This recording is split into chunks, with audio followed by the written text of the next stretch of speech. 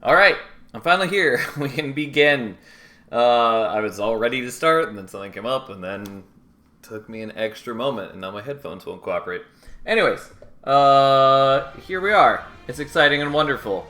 We apparently have my volume way turned up. Anyways, we're going to do the last couple crowns tonight. It's been a long process, but we should only have 2 more of them left to go. Which should just be Lion's Mane and then Fel. So, that's where we're going to start. That's what we're going to do. We're going to start with Lion's Mane and leave Fel for the last one. It would be really striking if somehow I didn't get the remaining 2 crowns tonight. That would be quite a challenge. God, it's been so long since I played Lion's Mane. We knocked out all of her combos such a long time ago. And she is one of my favorite champions, so it has felt a bit of a shame that I haven't gotten to play her in a long time. So Triple Crown Challenge, when you mean the Hat Trick Challenge, where we do all their champion paths back to back. I was considering starting that immediately after this, basically. Because I do want to do that. And I had a lot of fun doing that with Monster Train 1. But yeah, we'll see. I will probably do it soon just because it's a fun challenge to work on. Regardless, just double check. It was Remnant, correct? I'm not crazy. Yep, Remnant, and then it'll be Lazarus with Fel. So, let's see what we get. God damn it, of course it's Pyre of Entropy. This is not a terrible start, though. Yeah, don't hate this. Although, being up against Savagery is not the best. Like, it's fine. But Dominion would have been better. Do I care?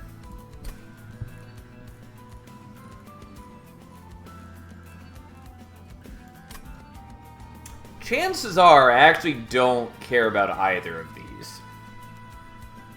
I mean, the Manifold Mirror's fine. Especially if we hit, like, Zone of Silence. But Wax or Snuffer, while normally very good, I don't super care about. Just because I'm probably going to run out of capacity pretty quickly, and also Pyre of Entropy makes it harder to take capacity, because it's dumb fucking awful Pyre. Whatever, we'll take Manifold Mirror. There's a lot of chance that it does little to nothing for us. But, that's fine.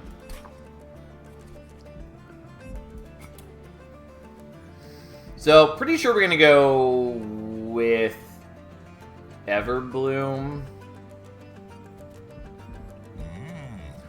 Just because, I mean, maybe I don't. Maybe I do want, actually might want Spore Singer. At least 1 rank of it right now. Because I already do have a bit of, like, spawn with the spawning pods. Which I can make that whole situation better over time. I can also maybe cross-path into Everbloom later. But the big problem with the Moral Mistress for us right now is just that it's somewhat inconsistent. And so having the guaranteed decay every turn does help us quite a bit. So, I think we're going to do that. It especially helps us in Relentless for the time being. Fine.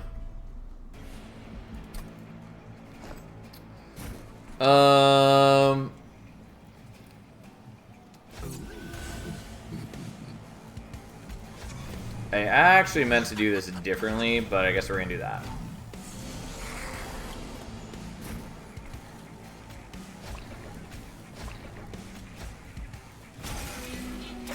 Okay, unfortunately our dudes are taking a lot of damage, and that is painful, but whatever. Okay, so it's gonna look a little weird, but then we're gonna do that. So now we have them all on the same floor. Unfortunately, I'm not going to draw into my other consume card anytime soon, which is sort of okay.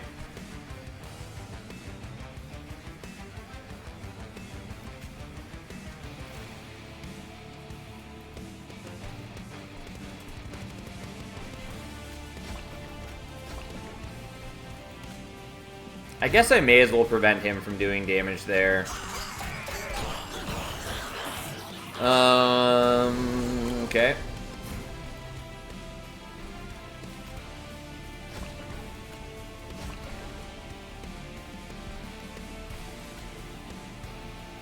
Yeah, I guess I'm gonna do that. It's not like my favorite thing, but fine. I would have rather have the Drip Fall right now.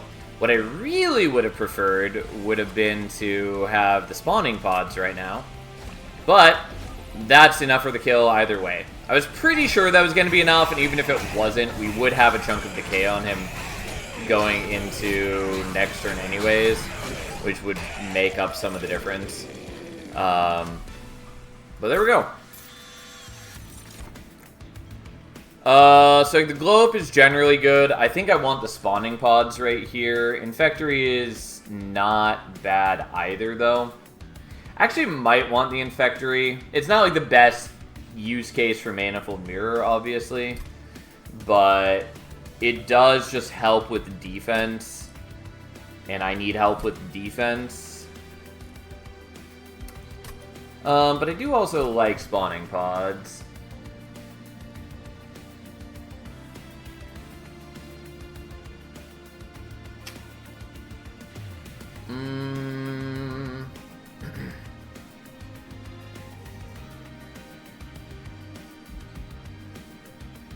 You do have an edge unit. I mean, yes, that's partly why I like spawning pods. Still wish that Spore Touch could be given the plus 20 magic power and consume. Really wish that could be the case. It would support the clan way better if that were possible. Like, it's fine. It's a sort of underwhelming card, but it's whatever.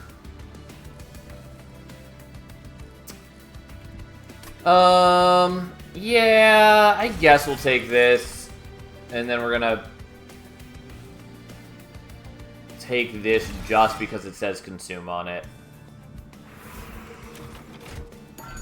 I do want to go to the Merchant of Steel, but we're going here.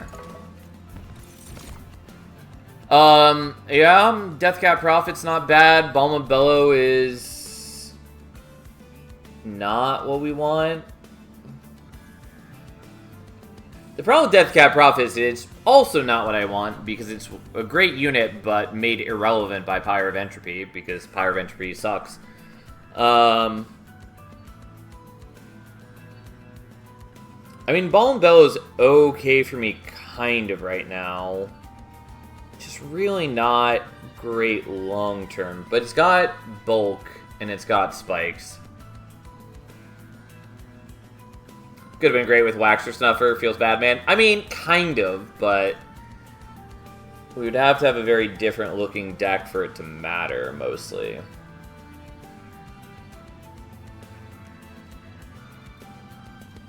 I still might take him right now just for... Yeah, fine.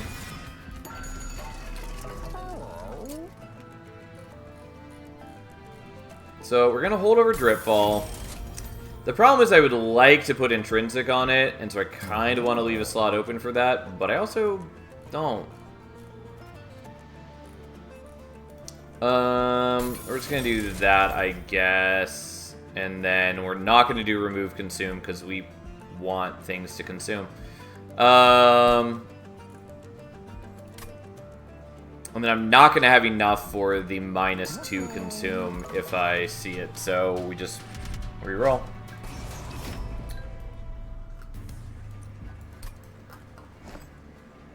Okay, so you're going there, you're going there, and then you go on the next floor, and we're going to try to drip fall you down. Well, not exactly what we wanted. I do want to get rid of the Calcified Ember, but I'm not going to. I'm just going to do this. The Flagellants at least do dramatically less damage on low floors. Also, I'm glad that we get the Collector. That's partly why I played this guy here.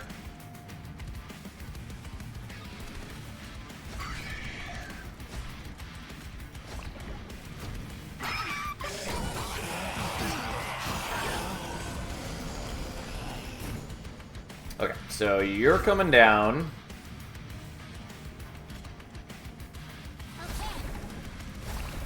May as well do all that. The Hollow Drippings doesn't do anything on its own for me right now because I don't have any burnout units. Well, unfortunately we don't have the spawning pods, but it doesn't matter. Again, this is partly why we took Spore Singer, because it just makes our deck so much more consistent. Like, it's a very good path. I mean, Loam Coat is nice. I do quite enjoy it, but I think we're probably just taking another spawning pod. So, ta-da.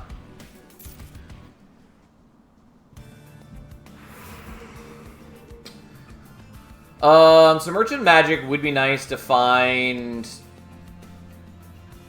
like, Intrinsic for the Dripfall.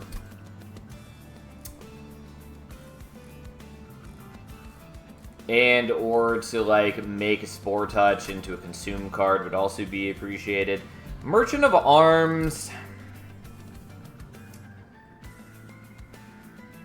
like, Zone of Silence could be good, although expensive. I don't want Inferno Room. Like, there's some okay things I could hit. Mostly I don't care that much, I think.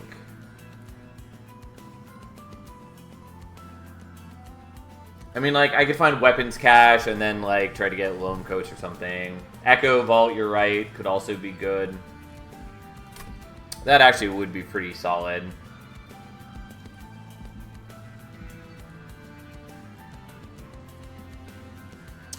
I think we're probably going to go to this one and just go to the Merchant of Magic now. Okay. Holdover and Double Stack is interesting. Gonna skip on those. Though they're good units, just not what we want right here.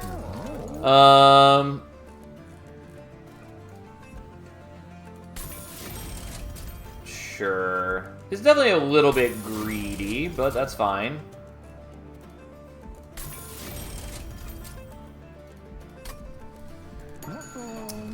What do you got for me? I had considered that we might see this. And I'm tempted to do the Spore Touch. What I think we're going to do is the Spawning Pods. It's not 0 cost, but it's still pretty good for us. We're not making 5 Balmabellos either. I almost forgot to click this on for some reason. Just draft Great Decay and problem solve. I mean, I would be generally happy to see Great Decay, although it would fuck up the, it would fuck up the Drip Falls, and that I don't really want to do.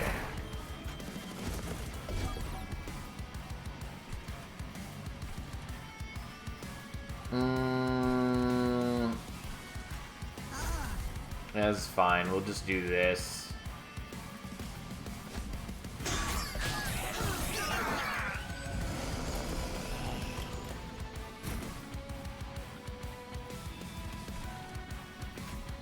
Okay, she's gonna be dazed for 2 turns, but, like, I don't care.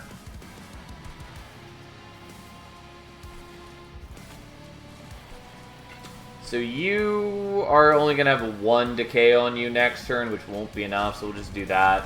So you are going to die.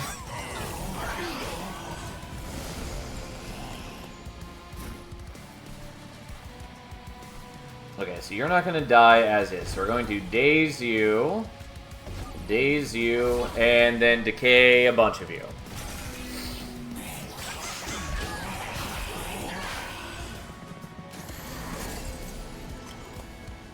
Oh look! Welcome back, my friend!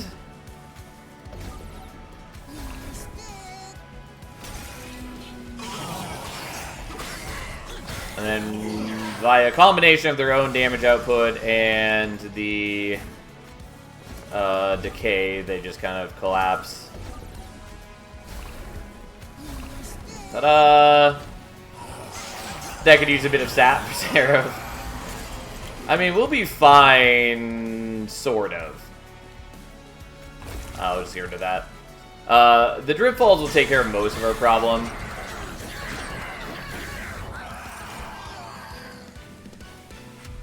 Like, yeah, there are some things that I would like to line up between now and then. Spike of the Legion's cute. Also, maybe want the Mitosis Cap. Probably want the Mitosis Cap. Gonna skip these. Puffball would be good if I had the glow up that I skipped on. Constant Pyre damage is annoying on the Spire. Yep, I hate playing the Spire. And to be clear, it's like strength-wise, it's like B tier. It's pretty decent, solid, not the strongest, not the weakest. Anyone who tries to tell you it's the best is lying to you. Don't listen to them. But like, it's fine. But it does anger me actually playing it. It's just very annoying. So dualism is what we wanted. Those are not.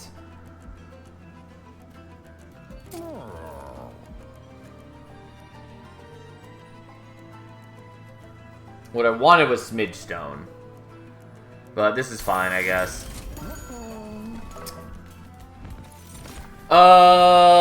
We're not taking Inferno Room. Boiler Room is okay. Spell Sanctum is interesting, but I think mostly just not important for us. Kind of. Mostly, so like, I'm gonna be taking double Ember anyways. So how much do I think I actually need a discount? Like, it's not bad other than it's a pain to play.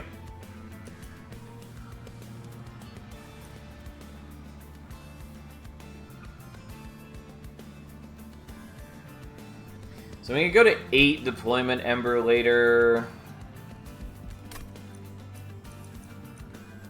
Do have lots of shards to play. Yeah, I mean, that's part of why I'm considering this right now. It just makes my life a little easier.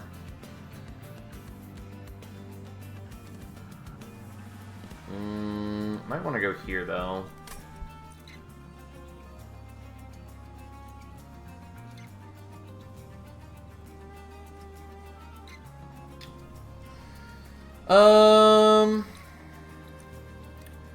Do I care about Boiler Room? I guess I will take the Boiler Room. I don't know that we're gonna actually use it, but that's fine. Incant Spawn is nice.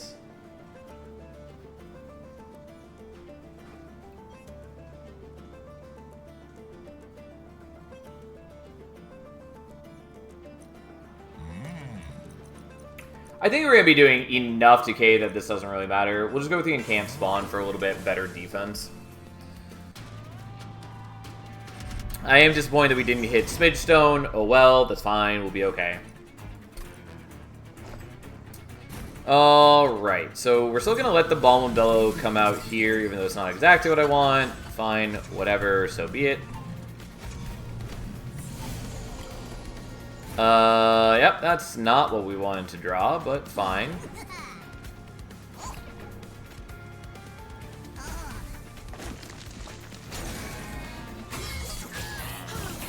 Like, this shouldn't be too big of a deal, especially because I'm gonna have the Drip Falls eventually.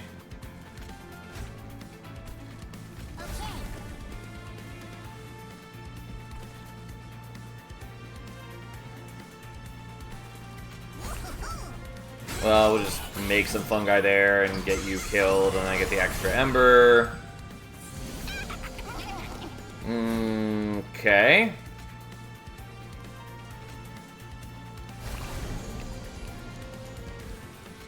So we're gonna bring you down.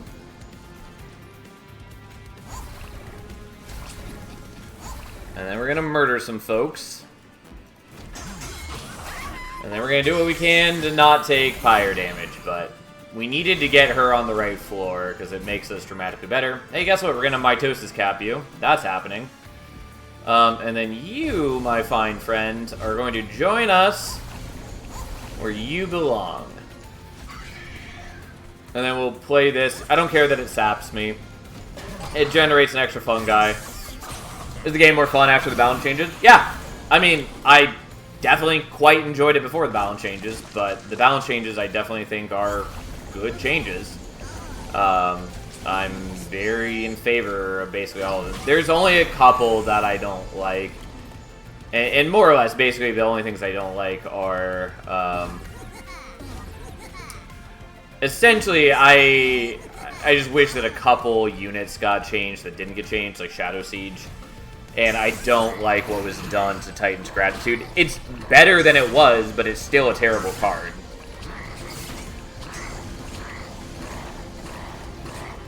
And it didn't take a lot to make it into a good card, and for whatever reason they didn't want to.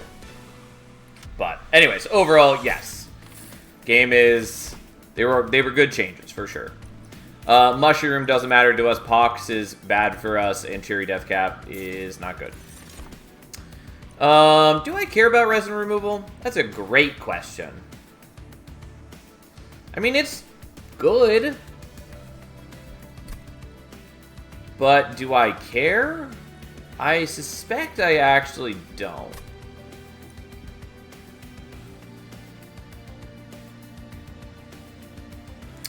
It has some use cases, but it should be fine without it. If we were up against, like, Damage Shield Kale, maybe...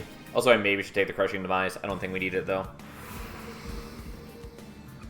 I kind of want to go here.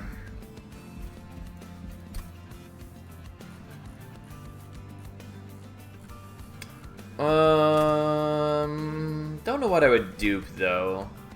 Might be another Dripfall. Might just be more Spawning Pods, since they are so good for me. Really wish that the Dripfall had Intrinsic on it, but that's fine.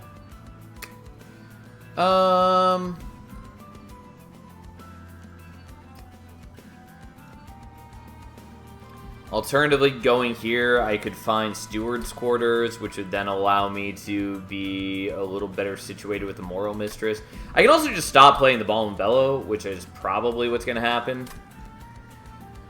But it would also be nice to just have a little bit more capacity. Or I could also get, like, Exile's Diadem, even though that costs a little bit to play.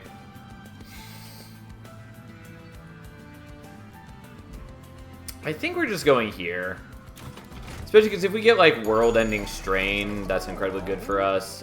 We don't need that. I almost always... Like, I almost click on it just out of reflex. But, again, with this Pyre, we're hitting 10 draw anyways by the end of the game. We don't need Pyre Tap. We don't need Encased Ember. Don't care about these in the slightest. I mean, Plate Mail's fine. I don't know that I want it, but we could put it on the fungi, and it just gives us a big bunch of bulk.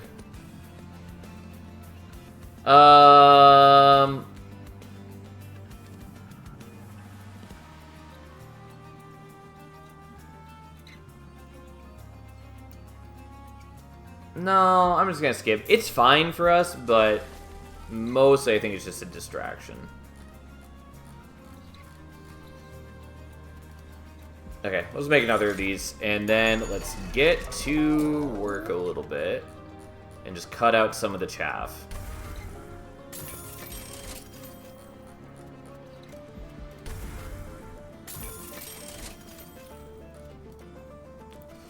Let's get rid of that. And we'll leave that for now. I mean, our deck is in largely very good shape. We have kind of built-in defense. We have a lot of offense. I'm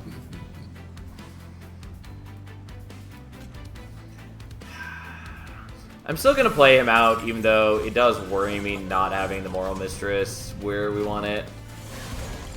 Yeah, in the ideal world, we get the Drip Falls, though, and then everything's fine. Because I don't care in the slightest that they're dazed for multiple turns. Because that does not fucking matter. And yes, this guy does harvest fungi constantly. Does not matter.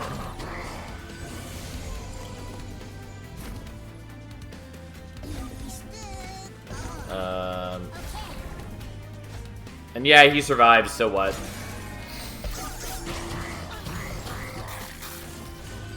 Like, he'll die to that anyways, and even if he didn't, I could just Drip Fall him again if I needed to.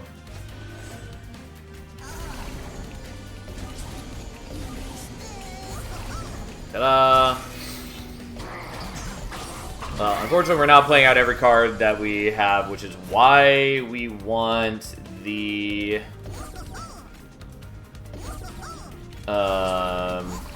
boiler room.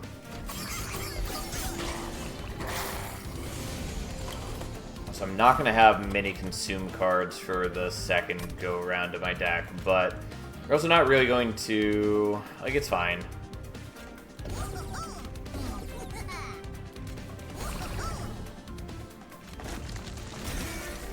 Well, hopefully we draw some of the consume cards, but even if we don't, we should be more or less okay. Maybe, turns out not.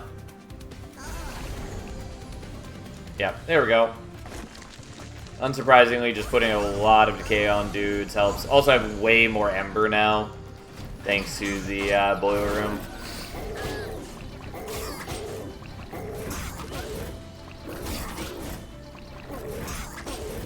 Does take us a little while to kill him, but that's fine. There we go. Oh boy. Truffles is bad. Don't need any of these. Don't need intent on death. I could take it just for the sake of it, though. I'll take it. It's a little silly and ultimately not at all necessary, but I'll still do it. We're going here. I can sort of use the healing. We definitely wanted intrinsic, so I can put on the Drip Fall, because that does make our life a lot more consistent. Also makes it cost 0, which is nice. It's a consume card if nothing else. I mean, yes, that's also why I took it, for sure. Again, unfortunately, can't put this on the Spore Touch. Really wish I could, but I can't. Holy Stone doesn't matter. We're not going to be taking enough damage that I care.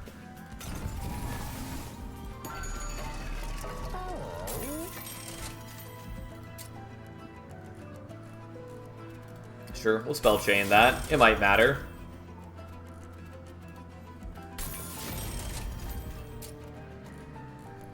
Okay, I'm not going to worry with the double stack. We're just trying to make our deck as good at its job as we can.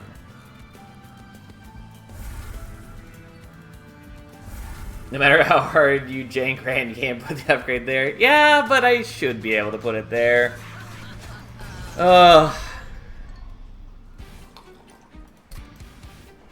It would just be such a good change for the clan. Okay, so we're gonna do that, and that, and that, and that, and I guess that, because I just have too many of these guys now.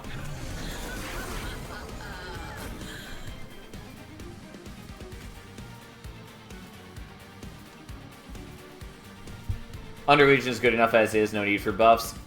I mean, yes, but it's also just a good quality of life thing. But yes, they are a rather good clan. Do I dare? Kind of.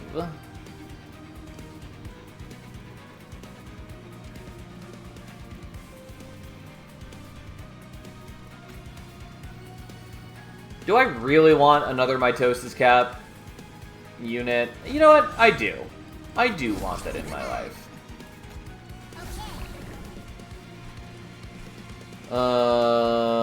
Yeah, here we are, whatever.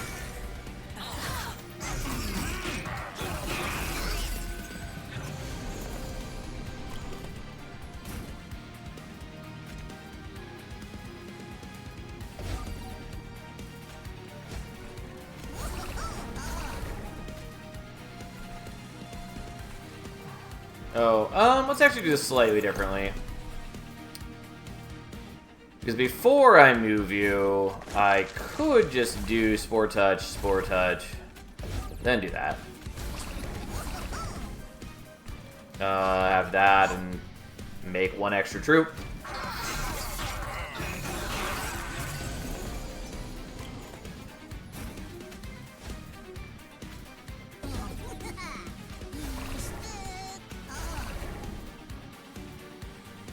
I mean, I don't really need to do the Drip Fall, but I'm gonna do it anyways. I take the 1 damage this way, but like, who cares?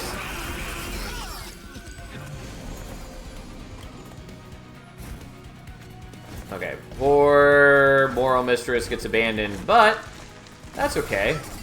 All my dudes get regen and spikes now, which is cute. Since Balmabello does have an Extinguish trigger, even if it's largely irrelevant to me. God, if only we had World-Ending Strain. It'd be real good for us. I mean, there's a number of other good things as well, but World-Ending Strain is definitely, like, the ideal. I mean, more than that, what we really want is we want some of the consume cards that propagate themselves,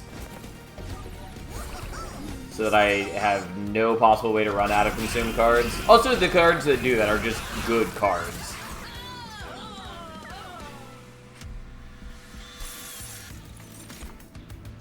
I mean, Racking Pain's not bad. I'll take it. And then Unearthed Treasure would be nice too. Yeah, I was counting that in. I didn't say it, but I was thinking Unearthed Treasure too. Like, that's also very good for us. So I was going to take Ember here. There is an argument for capacity.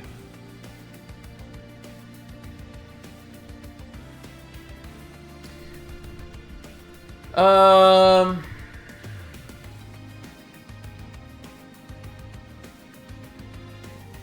am leaning towards capacity. And I think we're just going to stop playing the Balmabello, basically, and then make my life better.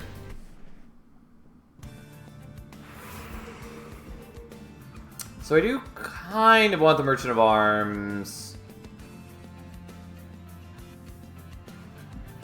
But I mostly just want this. So we're going to do this. Unfortunately, we didn't get Unearthed Treasure or anything else I care about. Fine. I'll do Holdover Racking Pain.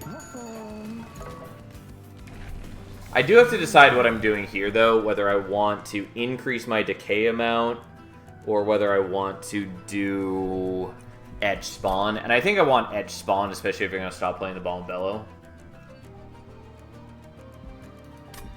Like, yes, this is only +1 per stack, but with how many different sources of decay I'm adding from, that does actually equal quite a bit of extra decay.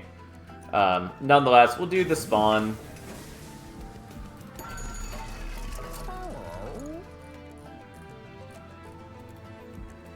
Fuck it, why not? Alright. And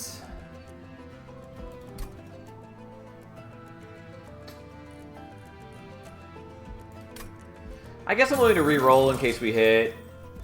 Yeah, not what I was hoping to find. That's fine, we'll leave that as is. And then we're going to make another Drip Fall, I think.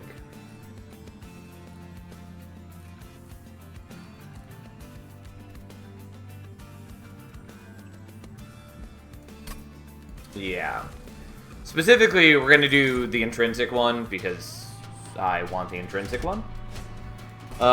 This shouldn't really matter.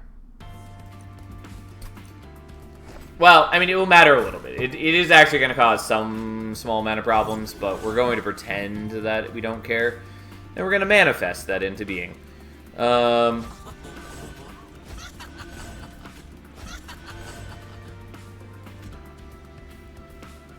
Maybe I do want to play you here. I think I actually do.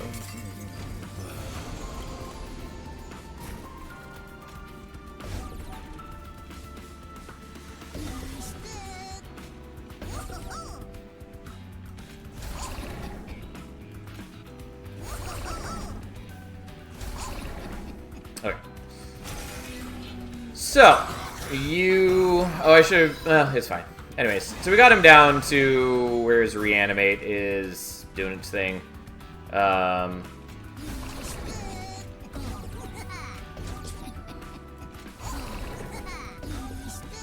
guess I didn't really need to worry about you. I kind of forgot about the whole I have multiple drip falls on holdover, so I don't need to worry about them going to higher floors. I definitely should have gone with the extra Moral Mistress like I had originally planned. Speaking of... Let's go ahead and kill you. Bring you down there.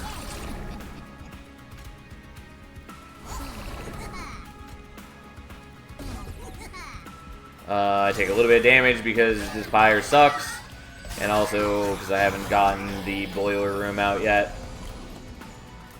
But I'm going to tell you right now, we're pretty okay.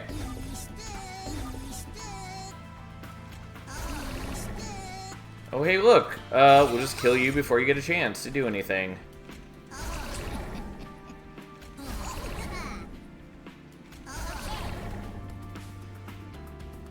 I'll just leave that unplayed. It's not actually helpful for us to play, kind of. I mean, it would have made more fungi, I guess, but... so be it.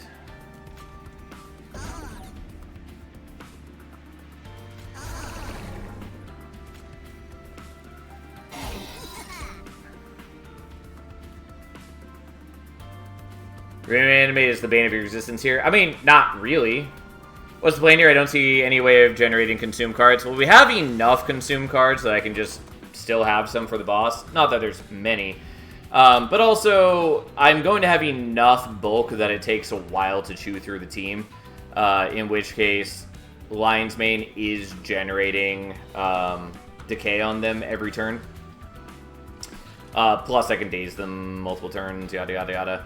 I might not get the mitosis cap unit, but that's sort of fine.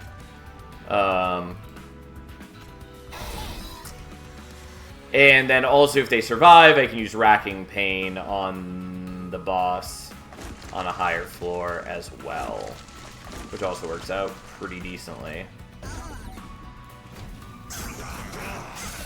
I'm just hating Reanimate in general when I play with damage over time. I mean, yes, it is bad for you normally. And is part of why... yeah, we don't have a whole ton of consume cards lined up still. Is one of the many reasons that setting up on bottom floor is like heavily encouraged in this game, but should be fine overall.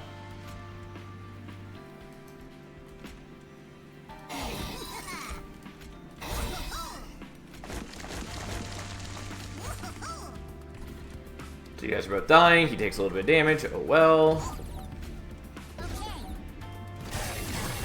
Unfortunately, I don't have a lot of consume cards for this. I probably used up more than I should have. But... there we go. Unfortunately, I can't Racking Pain him at the moment because he's a jerk. But I can do that if I want to. Which is to say, he has his spell shield on, so it's not going to do any damage. Anyways, they don't pierce through my fungi wall, which is partly why we took the etch spawn. And so even with me not having any decay on him to begin with, because I didn't draw any of the consume cards, we do a decent amount of damage just for like a fungi stack, and then we just keep adding up decay on him.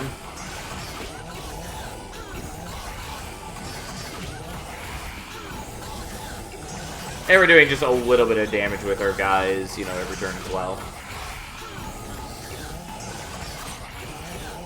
Like, it's a bit of a slog, but there's Rex. Definitely wouldn't have worked as well on a higher floor, but that's why we don't fight Rax on a high floor.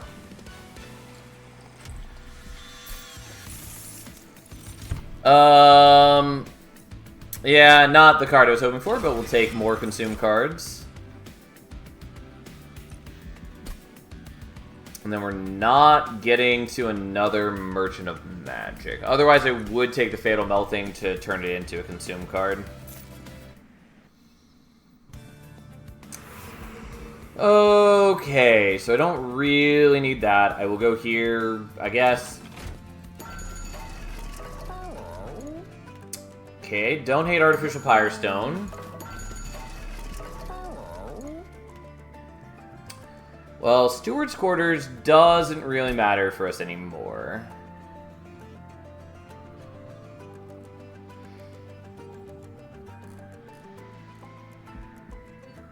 That's not entirely true. Okay, so what are we looking at deployment ember-wise? So I could go up to having 9 deployment ember, in which case it would be 3, 4, 5, 6, 7, 8. And then probably 9 with the boiler room, so that would work. Although I can't put deployable on both the steward's quarters and the boiler room. I think we're just not going to worry about that, and we're just going to go with plan A. I'm going to buy this just because I don't think this matters, but I'll take it anyways. Okay. Dante's Footstool I do like. Tuned Whetstone doesn't do anything for me, probably. I could pick up an equipment here, and it would do something.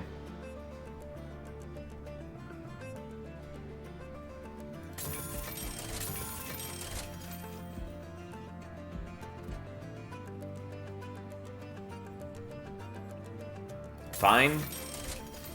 Oh, and I did forget that I do need to get rid of my Mitosis Cap now, I think. And I do need to make one of these deployable. So you're going to be the deployable room.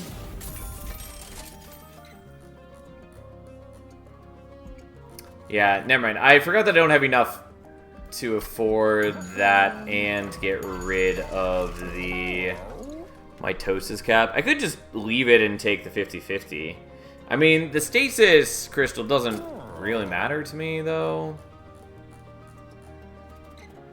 It did get changed, by the way, so now it has cooldown 1 instead of cooldown 3. Which probably didn't need to happen, but they did anyways. I don't know, fuck it, whatever, we'll just get rid of that even though I just took it. Had I had slightly more gold, that would have made more sense, but here we are. Anyways, we're just going to make another view. Okay.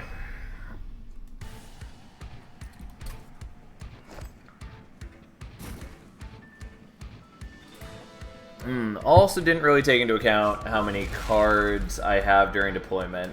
I mean, it works out. I just didn't really think about it and adjust properly.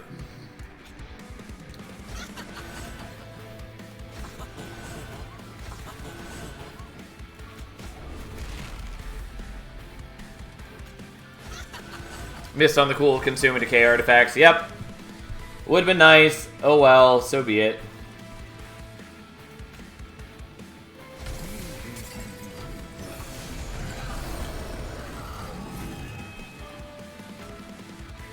Okay, so I do have the Racking Pain.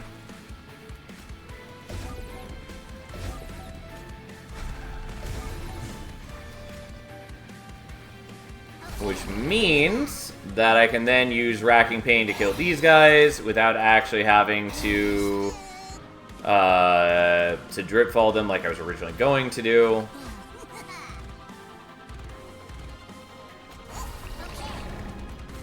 Okay, I mean, we're still doing 184 decay on turn 1.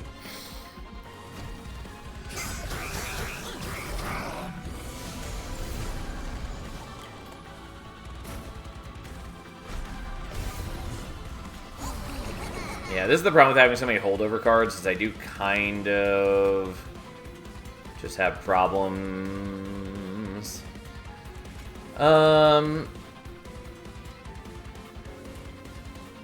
Yeah, you do actually do quite a bit of damage.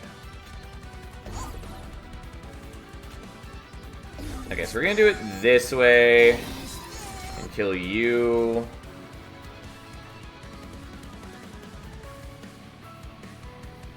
So why are you dying? Because I guess you're killing here. I didn't account for that somehow. Okay, well, never mind. We're doing that slightly differently then. I thought I didn't need to daze as many of them. I mean, I only need to do as much dazing as I'm doing because I'm bringing him down to this floor. Which is perhaps incorrect, but that's fine. Okay, so let's just do it this way. Fucking Pyre of Entropy just gives me a bunch of fucking garbage. Hate it. Okay, so only you're taking damage and you're not dying. Which is nice.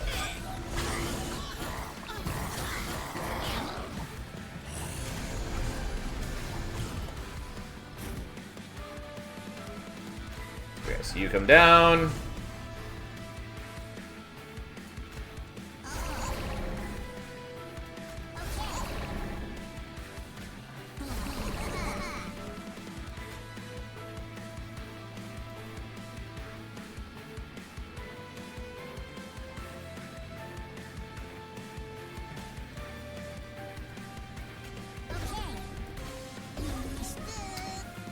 Okay, and then we're just gonna do damage to you. Because we can do a whole lot of damage. God, I actually could have killed you this turn. You know what? Let's just go for the kill.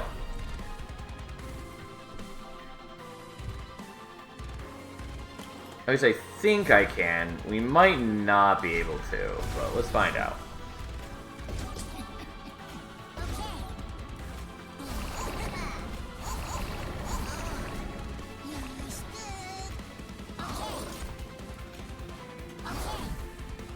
Oh yeah, not quite.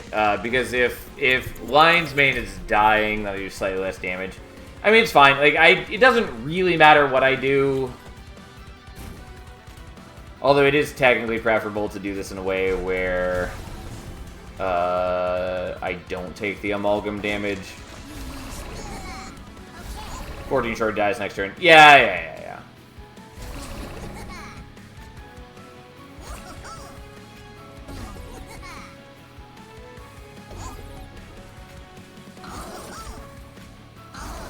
Like, one way or another, he dies next turn. But we'll do it this way so we don't take the amalgam damage.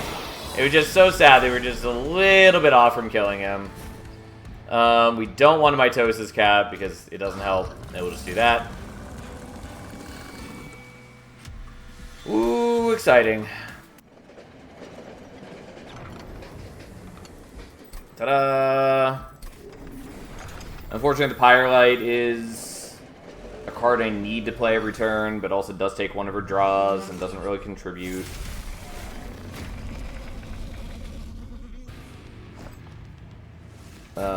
Also, it's just not... Like, we're gonna be able to kill Entropy and Savagery very easily, but it's gonna take just a chunk of time for what's-his-face to die.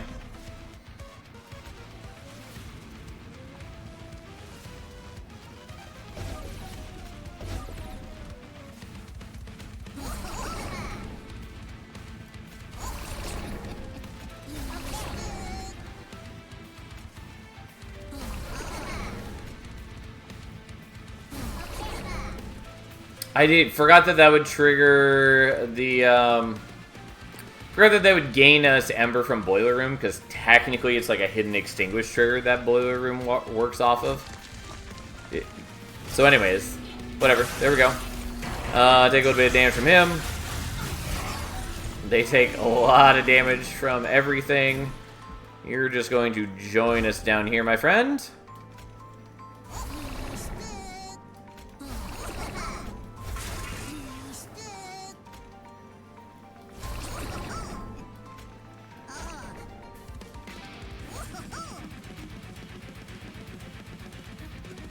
Well, Savagery is dazed, so I guess we'll just daze these guys so they can't do the strike corruption.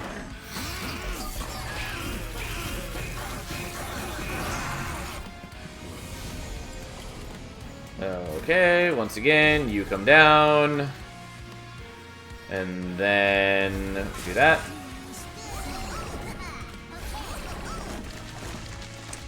And then we just daze you, and we daze you. The fungi do take a beating. Who cares? They're fine.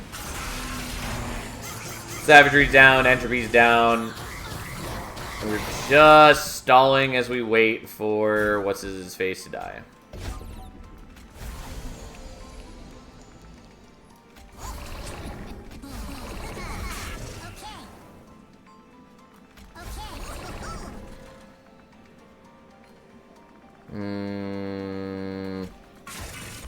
Just gonna do that. Oh, it doesn't actually knock off your spell shields yet. Well, it would be nice if I had a way to get like sap and decay on Dominion, but I don't. I suppose I didn't actually need to Dritfall our dude this turn.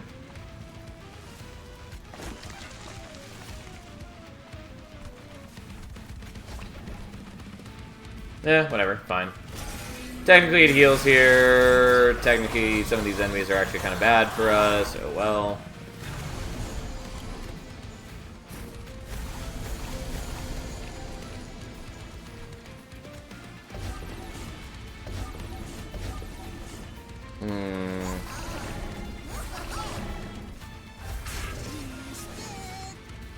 It's clumsy, but it doesn't matter. Like, yeah, our fungi die, but whatever. Not terribly worried about the situation. Fucking just so bad.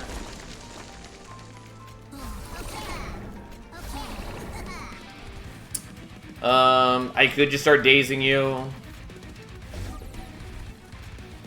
Probably don't need all these drip falls, but like, what else am I gonna draw at this point? I burned through like all of my consumed cards, and I am really just waiting for Dominion to die.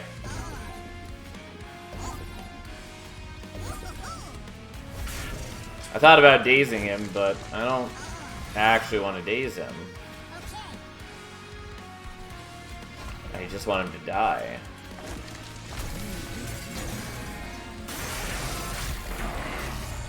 Okay. And like, yeah, I'm not killing those guys, but so what? Yeah, fuck you and your silence. Worst enemy to ever exist. Anyways, there we go. Ta-da! That was a run. Unsurprisingly, fairly strong. Lion's Mane is good. Moral Mistress is also quite good. Like, yes, it can be a little inconsistent, but there's a lot of ways to make it more consistent. And there's a lot of things in Under Legion to support it, so. Ta-da! And thus, we have only one more crown to go. Yep, there we go. Okay. Oh, it just took a moment to update. There we go. Alright, so it is Fel. And should be Lazarus, but let's just double check. Sword main starter card. You missed all the cool cards on artifacts and still pwned them. Shows you the power. Yeah, like, I didn't get any of the, like, replicating consume cards. I didn't get Unearthed Treasure. Half of my consume cards, not half, but, like, a chunk of them were cards that basically did nothing but consume. Including, I just made my Spore Touches into being consume cards. If I had any damage starter, like Frozen Lance or Fire Starter, I think is the name. Phoenix is one. I could have made those into more consume cards. Like, yeah, I didn't see a lot of the, like, particularly strong things. And it was still quite good. I do lean towards Secret Ingredient, but, like, Erratic Assistant with Sword Maiden is pretty cool. Still, I think we want Secret Ingredient. It's just such a versatile card. Also, I totally didn't actually confirm. Is it Lazarus? It's Lazarus. Okay. Also, I can see it right here. Of course, it's that. I just, like, never actually look at the no wins yet part. Anyways, I think we're taking Secret Ingredient. Like, I know I'm hemming and hawing here, but, like, turns out Secret Ingredient is good. So, fine. Twisted Assistant, not a bad start. Firebrand is fine. I really don't like Penitence Blood Suit. Like, it is better than I sort of give it credit for, but I don't like it. Like, it's a decently strong early game card, and I don't care about that. It doesn't scale into the late game very well.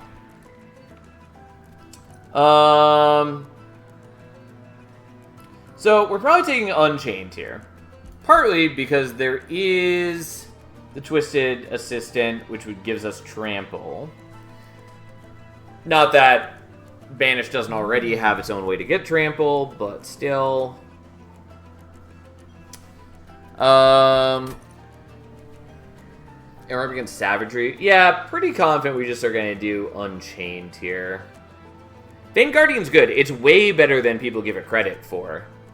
As I have sat down and done the math for them a number of times. But, like, I'm still just going to take Unchained here.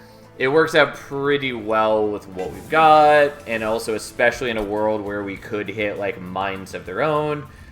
And where we can use, like, the Trample from Twisted Assistant. And other things. Like, it's good.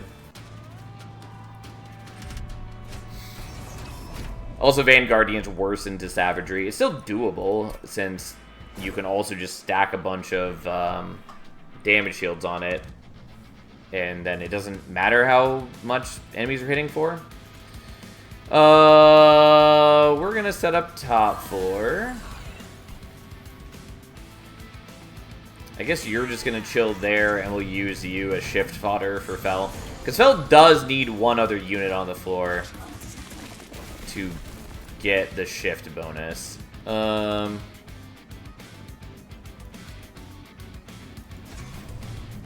Now, do I want to use these? I kind of want to use them just to get another unit out of my deck right now. So I can maybe draw into the Just Causes a little bit more. Yeah, we'll do this. Bit of a shame that the Firebrand isn't getting hit here. Oh well, so be it. That's fine.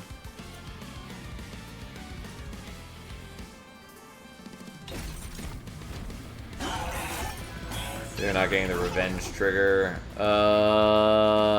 Yeah, did forget that this is exactly why I would have wanted the blue infusion.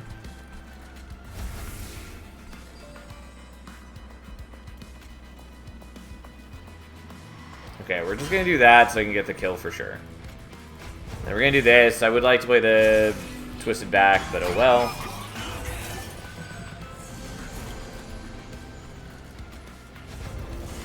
We need to get those beautiful, beautiful shifts happening.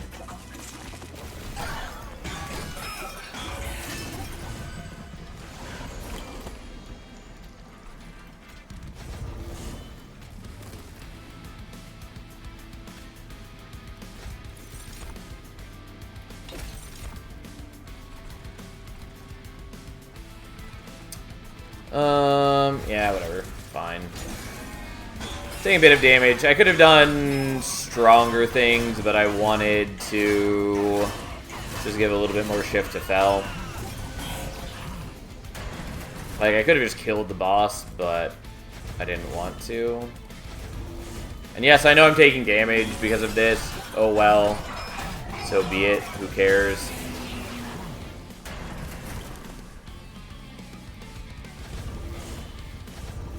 Ta-da! How wonderful.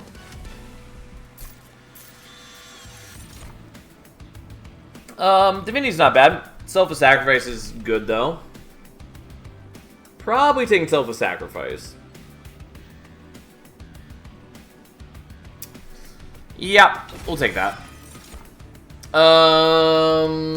Not gonna take Overworked Assistant. Puffered Flesh is cute. Puffered Flesh would be good Like, I don't use Puffer Flesh all that often, but it is solid with Firebrand. Also would have been good with Vanguardian Fel. This is the final clan combo. It is! Explosive Reaction's good. I am just going to skip, though, because I just don't need them. We are going to go here. Okay, not terrible. There is definitely some like good stuff we could have done here. Especially since I could have started working on the Selfless Sacrifice, but nonetheless. Well, Battle Dance is not the one we want, but I'll still take it.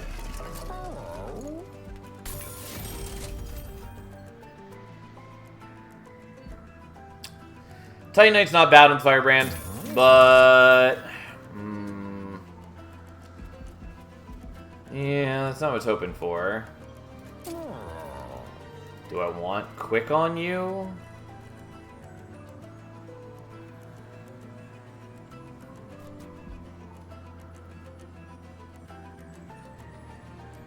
Not, like, wild about that. But I also don't know that I care. I guess I'll leave it. It's fine.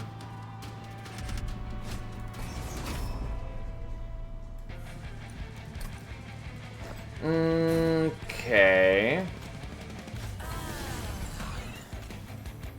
Well, I guess we're going to do it like this time.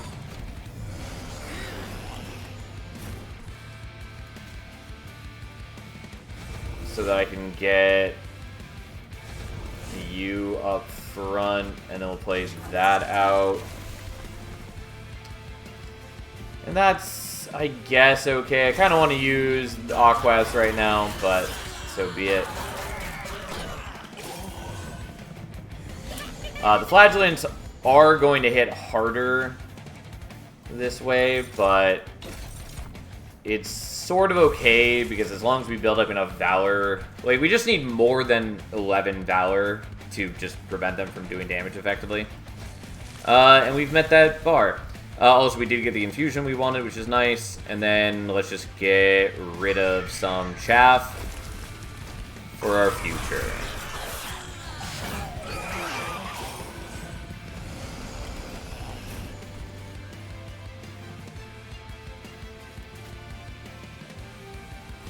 Okay, I'll do that, which means that she does survive the attack thanks to the damage shield, and gets her Valor armor, which is nice. Let's go ahead and kill you, and I guess we're gonna play a unit out. And just take the damage so I can thin out my deck a little bit. We're playing some amount of greed, but like also who cares?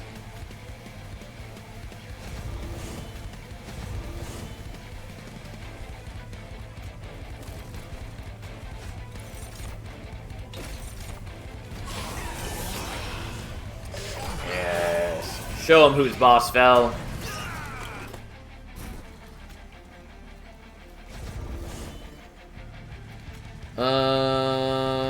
Yeah, let's just shift you up. You're going to take damage, but then you're going to gain a lot more armor than you're losing.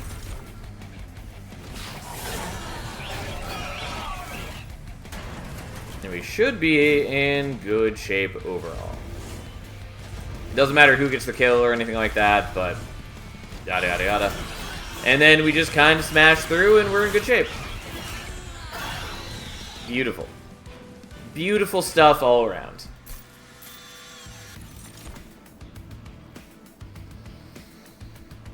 Okay, so Rising Rage is obviously rather good.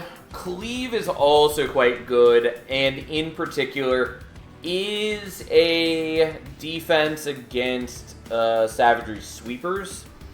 Obviously, there's a bunch of other defenses available to us, like stacking Reanimate or getting Minds of Their Own, potentially. Or, you know, stacking damage shields, but we'll take the Cleave. I will take It's Alive, even though it gives me a Calcified Ember. It's a shift card, and it buffs damage. That's what I want. Merchant of Arms is good. We're still going to go here looking for, like, Dualism. or multi-strike I'm also very happy with. I mean, I'll take another Battle Dancer, even though it's not my platonic ideal of a unit.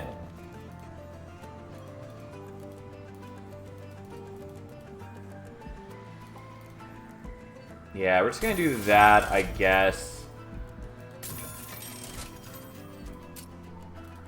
I'll just Smidge Stone you as well.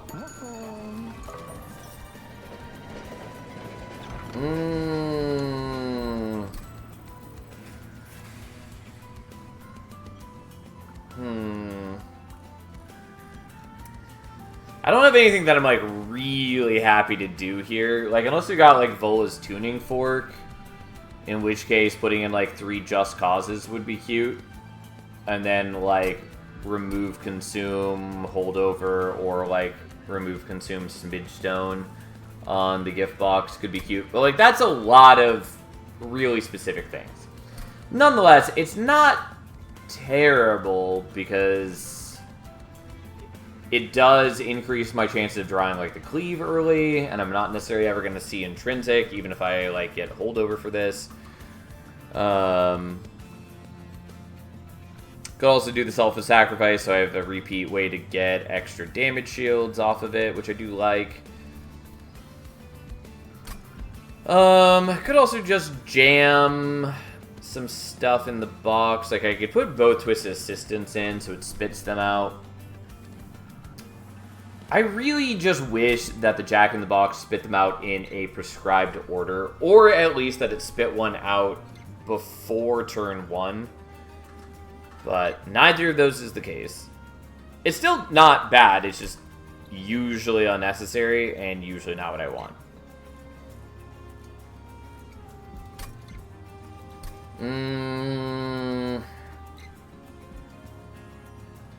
Okay, we're just gonna do this. And it's weird and specific and likely not going to be that great for me. But that's fine. Knockback Archeon's fine. He is sort of an ally, even. So.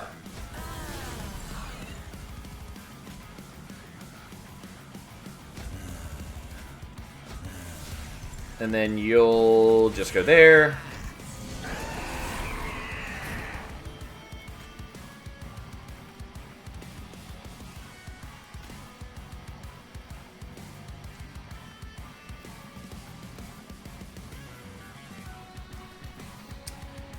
Okay, so how do I want to do this?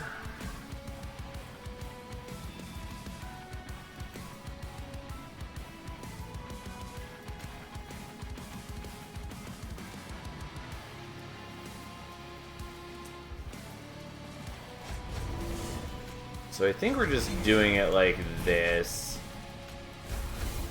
Like, I sort of am going to waste the damage shields. Oh well, we're going to be generating so much Valor that I'm not terribly concerned about that. Oh, I actually don't want you on the same floor as the Firebrand. Oh well, so be it. We've done it. Who cares? And because Knockback Archeon, it does just help with the shift situation, which, don't hate. May as well give that to you. You're just gonna take a little bit of damage every turn. Spread the Valor armor out a little bit. But yeah, I really do wish that I hadn't put you on the same floor, because then you wouldn't...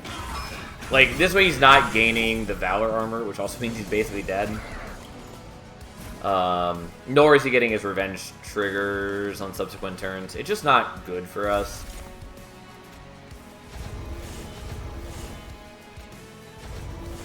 As we'll do this, we'll take a little bit of fire damage, who cares? We do waste the damage shield, but that's fine.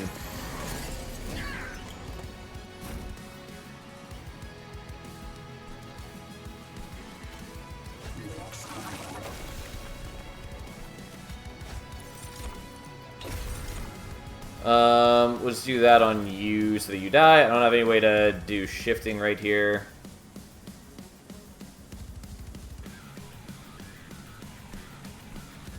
What am I gonna draw next turn? The Cleave and stuff? Okay. Okay, and then he's still gonna die because we put the blood suit on him, so we don't have to take any fire damage. I don't know, we'll just get rid of that. I do kind of want to play out other things, but getting rid of the Calcified Ember is still nice. Yep, and our Firebrand dies because we never really... Like, I could have given the damage shield. Would have been helpful. Not that important, though.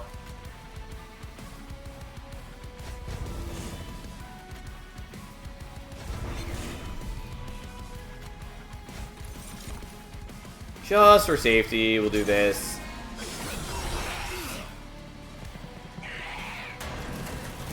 And he keeps taking that 30 damage like a chump.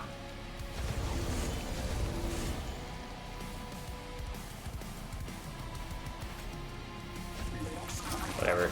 I probably don't need to be taking the Vengeful Shard damage, but just in case, I'll just make sure.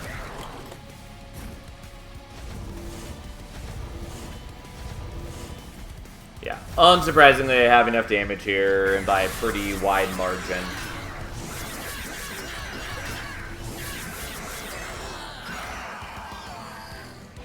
Like, Knockback Arcane doesn't do all that much damage. Pyre Hunter naturally does more damage and does in 2 chunks, which allows him to kill 2 units in the same turn. And Siphon Archeon gains so much more attack, it's not comparable. Like, the danger of Knockback Arcane is just that he can mess up your game plan. But, not too worried about that right now. I think we are going to take Spike of the League. The others are good, but... Like, Scrap for Parts is good if I do want to use a Hymnist, though. Or if I want to use the Twisted Assistant. I don't know that we ever do want to live in that world. It's not bad, though.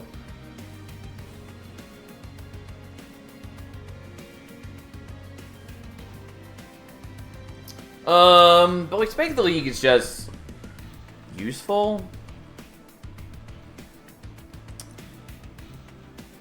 Also, Tome of Horrors is great. It's just, that's not the type of deck we're building. It would destabilize our plans a bit too much. Yeah, I don't really know what I want to do. I kind of want to take Scrap for Parts, but there's a good chance that it ends up being bad for me. It's also a world where I could put Endless on a unit and then just keep using Scrap for Parts on the same unit, which is a weird interaction, but it is a way to do damage scaling.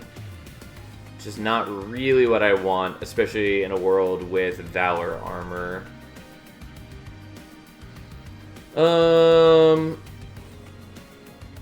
And not just Valor armor, but like our Battle Dancers generate Valor, which wouldn't last through death, yada yada yada.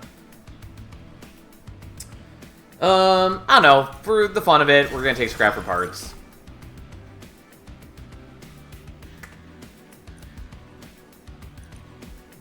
I'm gonna skip those.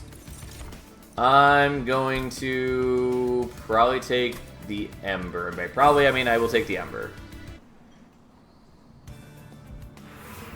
I'm definitely going here. As much as there are things I would like, we're definitely going here.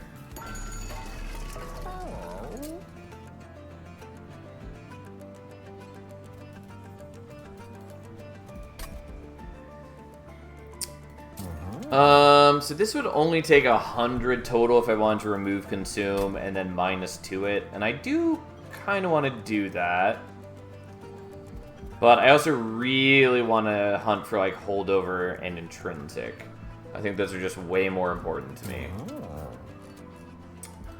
So we're going to do that. There we go. So I would like to Intrinsic the Scrap for Parts, but for safety's sake, we're gonna do this. It's just reliably a thing that I want. Don't care. Not bad units. Nonetheless, don't care. Unchained 2 is what we're taking. Without question. Heaven Seal is fine. Kel is a jerk, but we should be okay.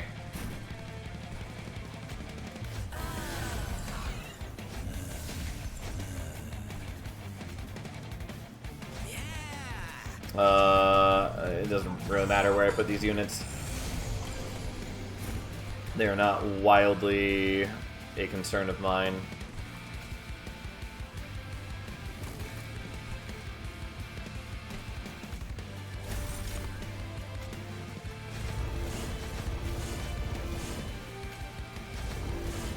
Now, do I actually want to hold on to the cleave?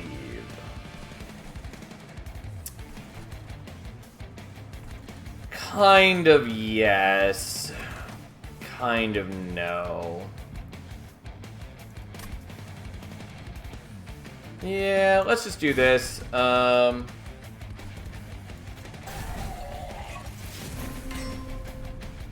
boy, look at that enhanced dude. You can go there. Doesn't matter if we kill you.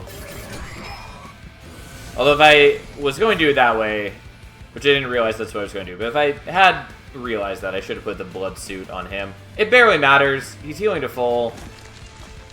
Essentially full every time anyways. But still could have been useful.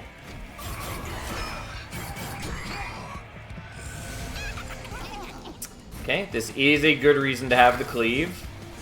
Glad that worked out. I guess we'll let you die. You're gonna die as is. Fine. And just for good measure, I guess we build this up.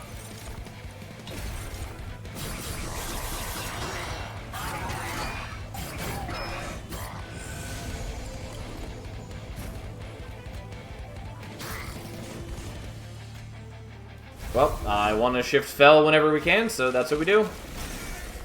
I do take a little bit of fire damage. Who cares?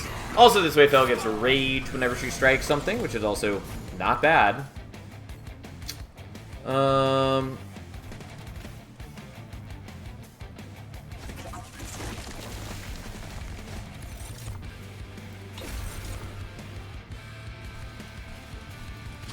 Whatever, who cares?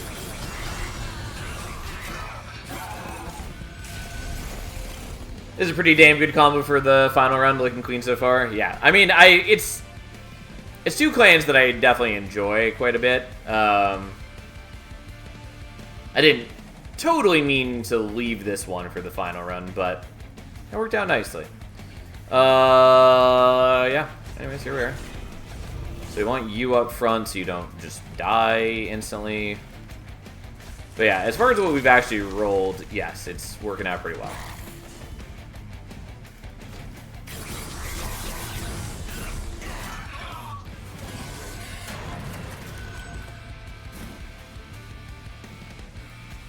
May as well do that to kill your buddies, and then you guys just prepare for next turn. Just back is such a lucky pull. It's good. I don't know that we're actually going to be relying on it all that much in the future. There's a lot of things I'd be happy to swap it out for. But it is a very good card.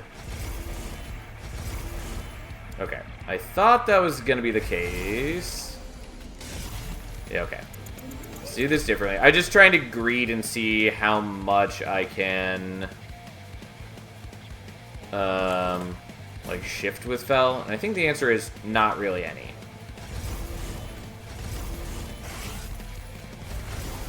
Yeah. I'm sorry. Let's do this one more time.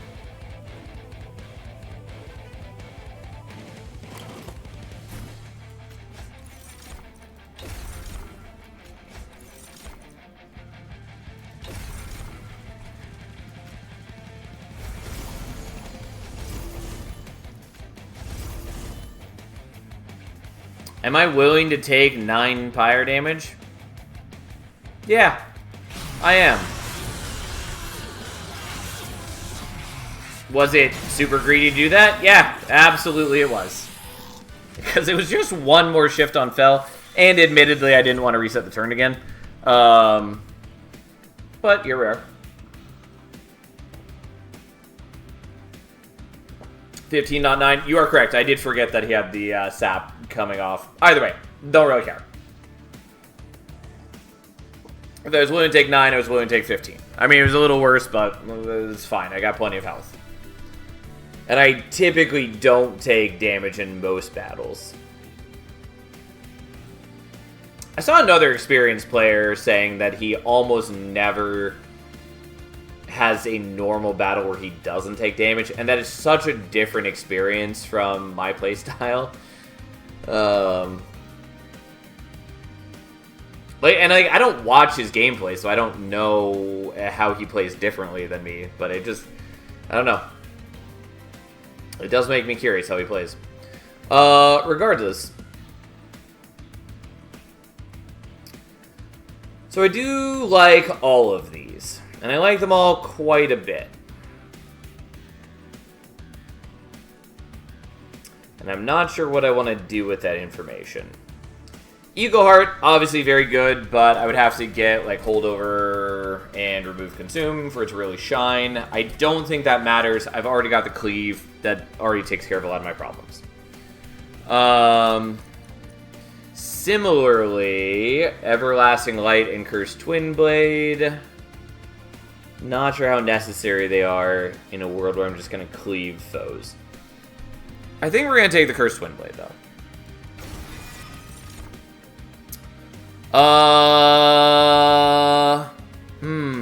That's an interesting set of options, too. Organ Harvester, obviously very good, though with the nerf to 2 Ember, it does make it a lot harder to play, especially if I want to merge it with something, i.e. the Cursed Twin Blade.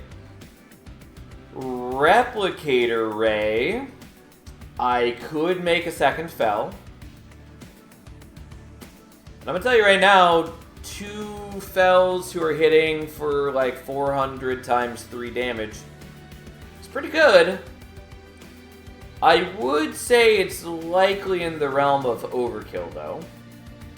So I don't think I really need it. I think we're just skipping on all of these. I think we're just skipping on all of these.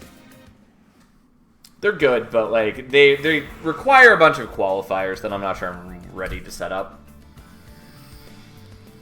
Okay, so we're gonna go here.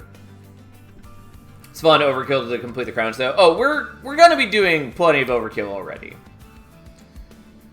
God, there's not another Merchant of Arms for quite a long time, but I do want this nonetheless, I think. I love Replicator Ray. I also love Replicator Ray. It's such a cool card. Same with Hall of Mirrors. Particularly since they allow you to dupe champions, which there's quite a few champions where that's not that exciting, but there's plenty others where that's very good. Like duping Talos is very cool. Duping Phoenix is very good, especially with Pyromaniac Phoenix.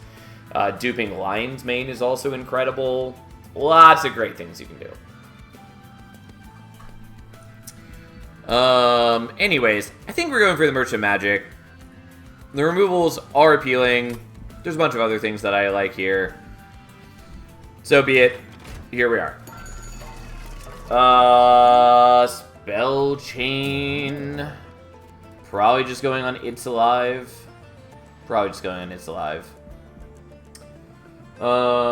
Kind of cute on the Scrapper parts.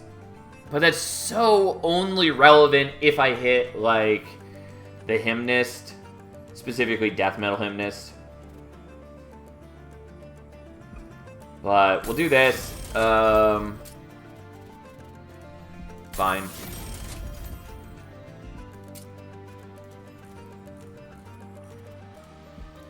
Sure.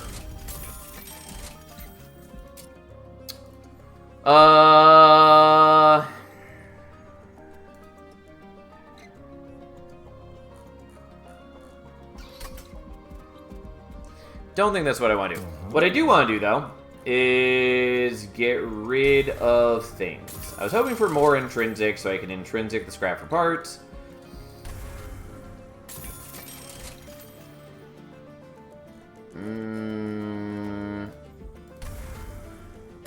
Okay, that's good enough for now. Also forgot that I had these removals too, which is fine.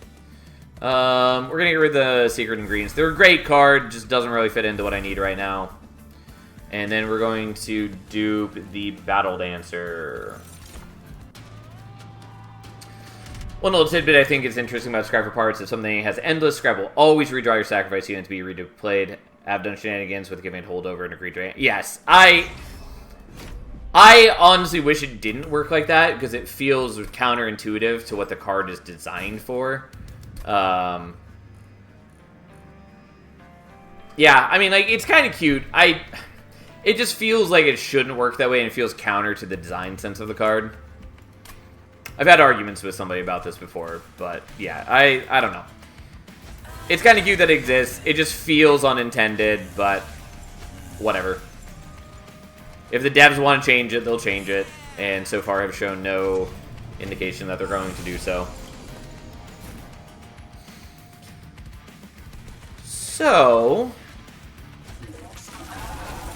I technically shouldn't have done that on his floor because it gave him the harvest proc, but whatever.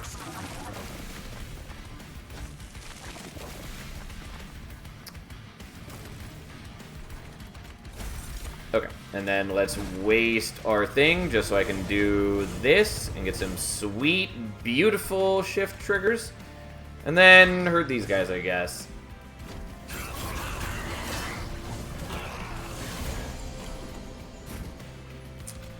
Okay.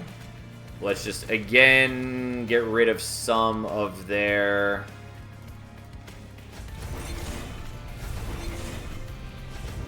get rid of some of their reanimate.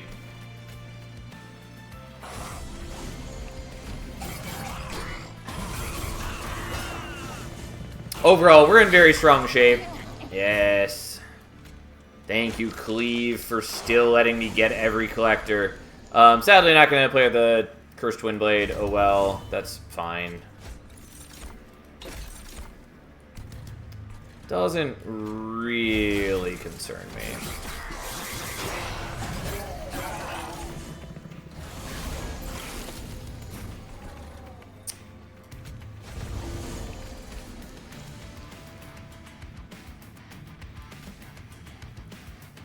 Oh, let's do this so I stop sapping my dude. Should have done that to begin with. Didn't do it. It's fine.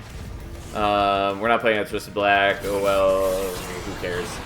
I have enough strength already that I don't need more trample. Well, I guess you've been promoted to equipment wielder.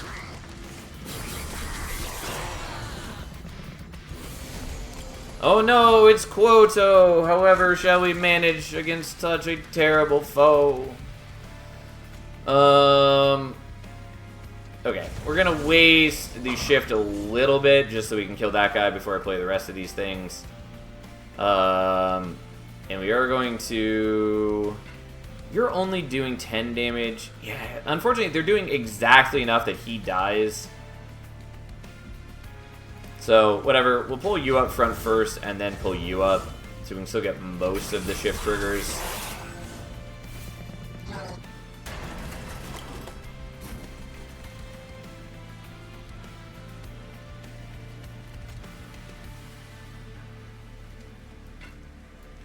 Yeah, whatever, we'll be a little incorrect on things again.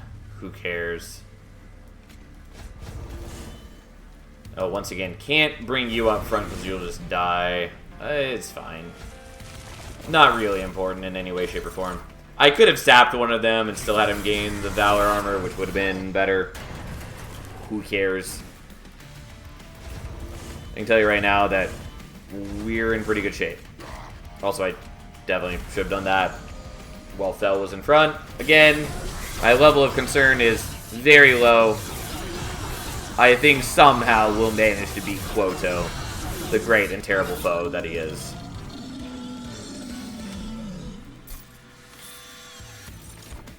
Deadly Plunge is fine. I always think it's the Descend card, because the other one is called Heroic Dive, and has a similar card art.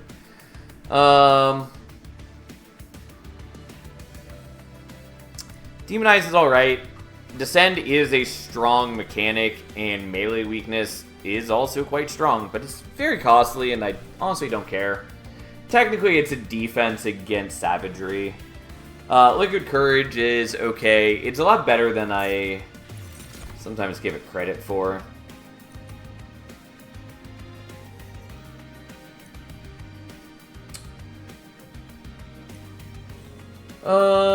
I'll take the Horrify, I guess.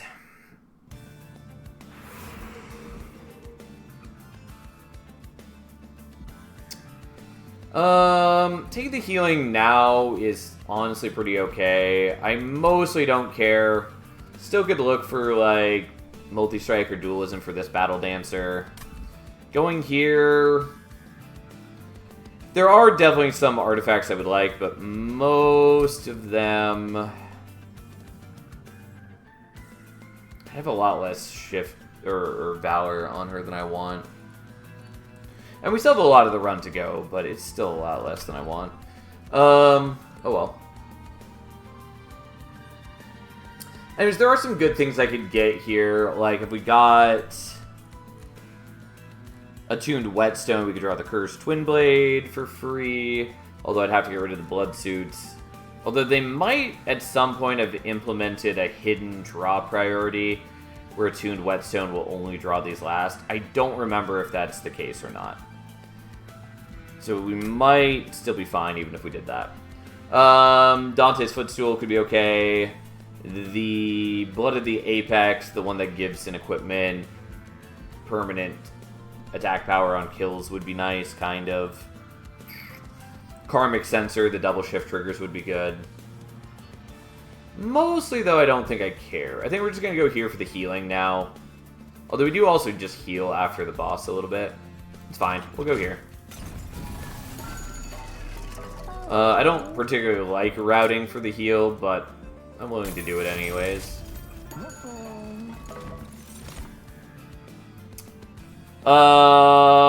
Yeah, we'll take Everlasting Light. Steward Quarters, I also kind of want to take, but that's really contingent upon us hitting a Hymnist. Either way, we'll take this. That's fine.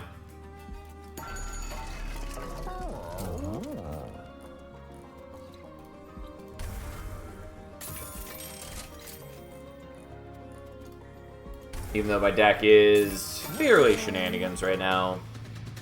Oh well. Honestly, I probably don't need to worry too much about the spikes, as long as I'm always having Fel end up in front. Nonetheless, we'll still set up on bottom floor, though bottom floor is a little awkward for us.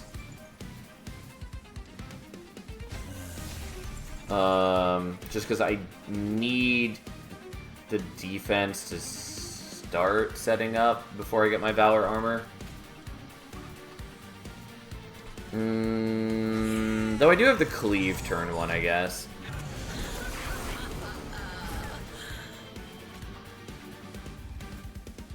Okay.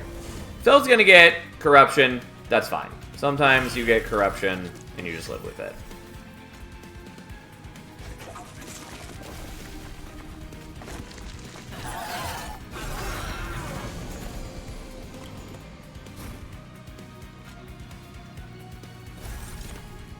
Okay, you can have that because who the fuck cares? You guys will die somewhat. And then we just start shifting for the future. Guess what? You've been promoted, and then we're going to daze you so that you don't give me the corruption, even though it barely matters. Hello, Glacier. How you doing, friend?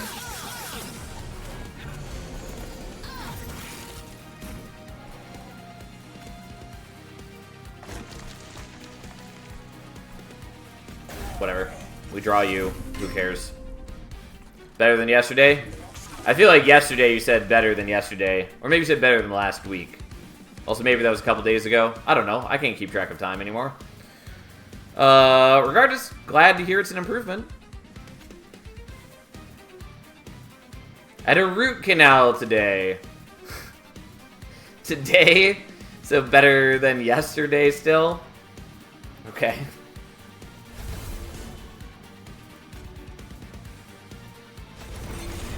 Less pain. Fair enough. Well, I hope you can relax and enjoy yourself a little bit.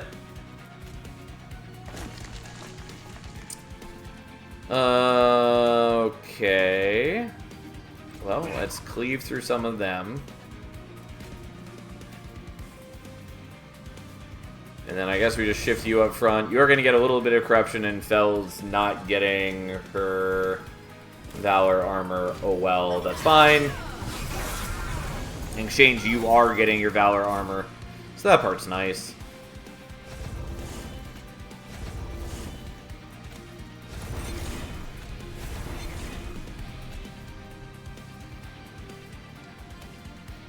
I did forget to do that while Fel was up front. Oh well, that's fine.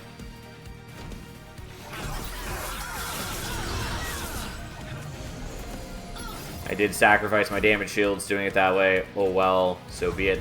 Anyways, we want Fel to go up front. Technically not optimal for shifting. Who cares? Does not bother me in the slightest. Well, could have done that slightly better.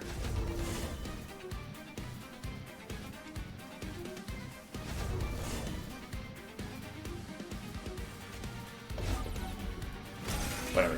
We don't really need to daze him. We're basically have killed Kale already. So really everything at this point is more or less hubris.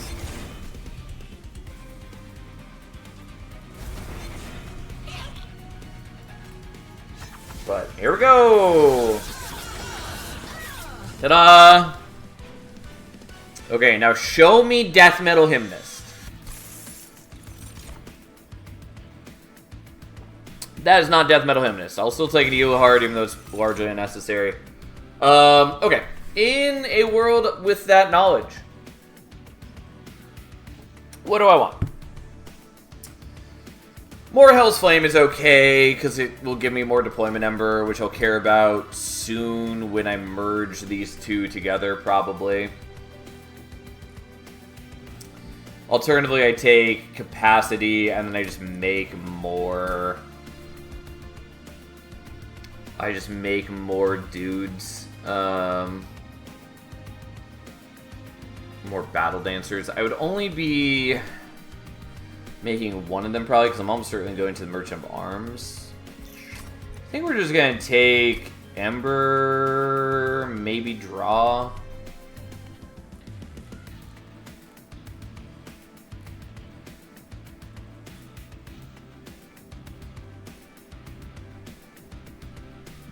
We're just going to take draw. That's fine. Okay, we're going here.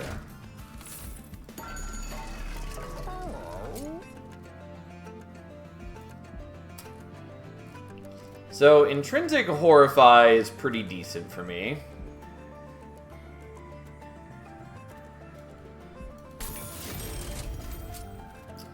I will Spell Chain that, because it's a lot like dualisming something. Not dualisming, double stacking. You know, the other thing. Well,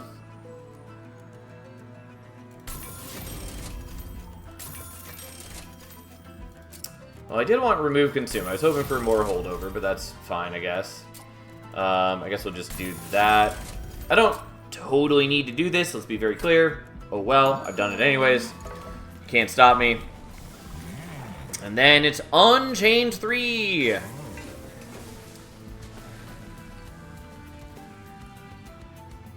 Do I want more Cleave? Do I want Eagleheart? Do I want more It's Alive? I kind of just want more It's Alive. You know what? Let's do more It's Alive.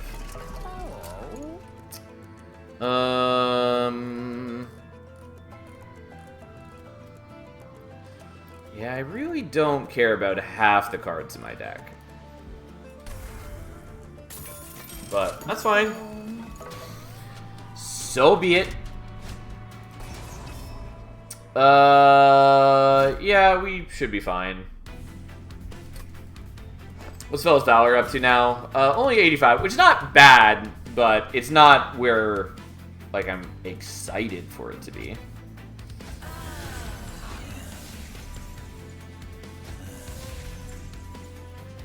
You're slipping. I mean, we didn't have the best shift deck available.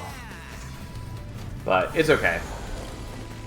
Okay, so, first off, you're not quite as strong as I need you to be, so... Yeah, didn't realize that.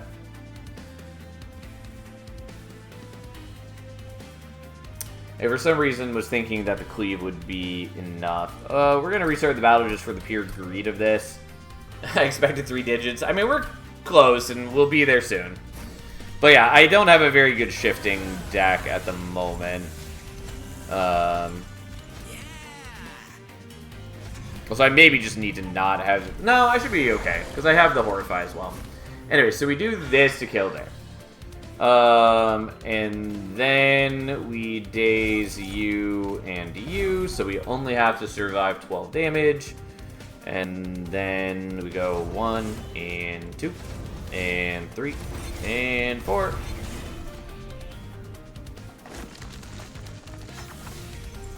I mean, the Twisted System's good, but I can't get it killed right now, so we'll just leave it like this.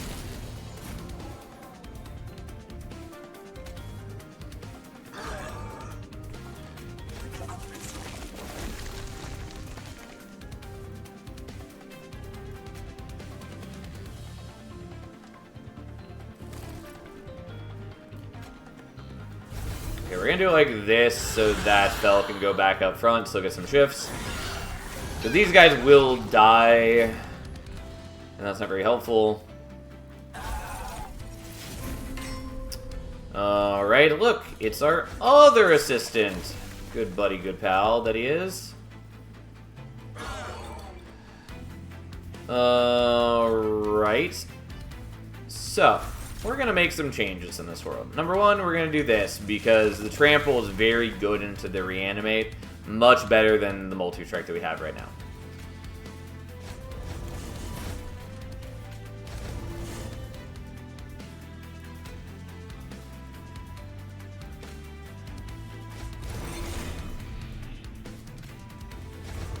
Okay, I do still want Fel up front, I guess. You get to hold that, and then who gives a shit? Okay, and then we continue just murdering that guy every time he shows his goddamn ugly mug.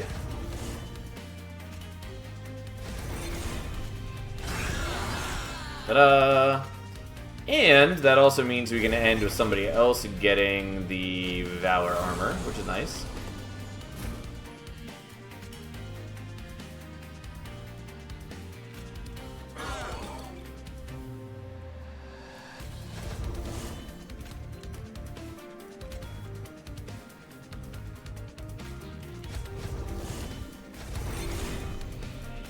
It's fine, we don't need Fel to end up in front. I'll take the 1 damage. I sense hostility, I wonder why. Yeah, gee, who could have guessed why I have such strong feelings about the worst enemy in the game. I'll never not be angry about them. Like, there's at least ways to mitigate them, but like, they are just a dumb fucking unit to exist. Okay, well the cleave doesn't do anything for us, sadly, but that's fine.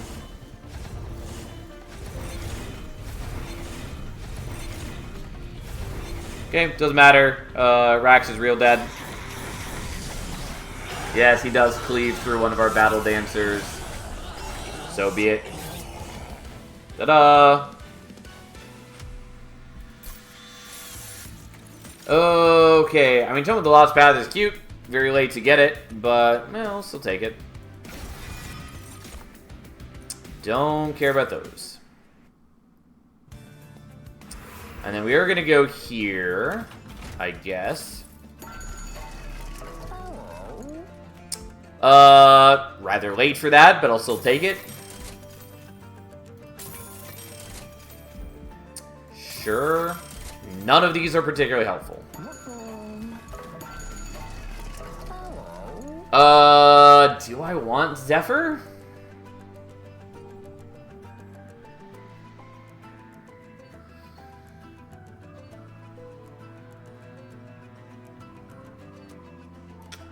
Kind of. I think I don't, just because it always makes me worried with Fel. Like, I do want her to be refreshing her Valor armor constantly.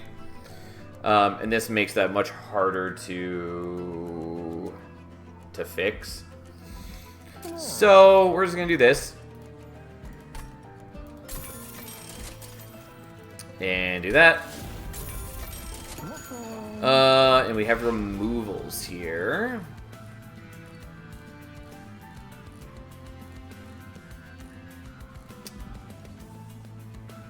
So,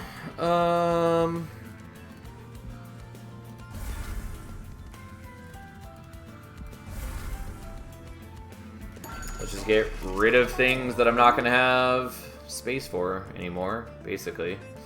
Let's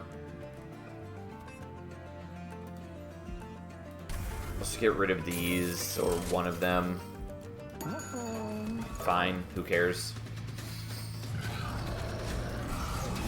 We should be in pretty decent shape.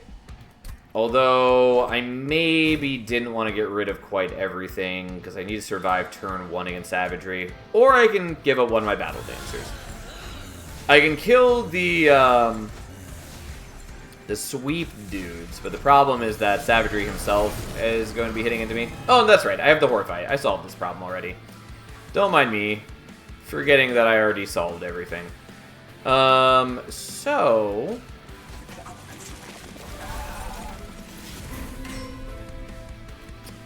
you know what? I'm gonna give that to you, I guess.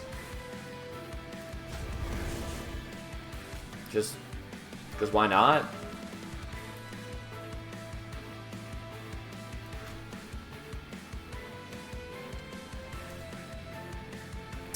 And I haven't triggered the Ember Staff yet, so we'll do that. And of course I draw into the stupid Vengeful Shard. Oh well. It barely matters.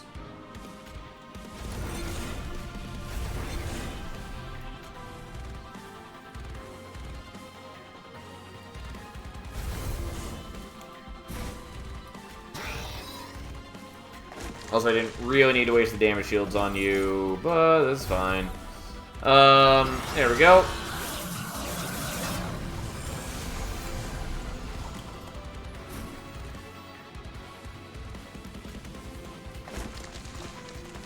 Again, it may or may not be like I planned this already.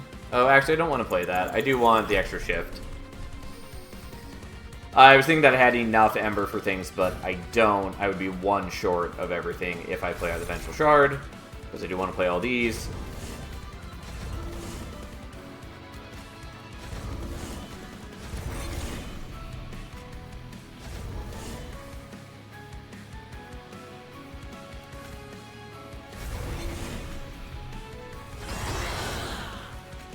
Okay, and then we'll just cleave through them all.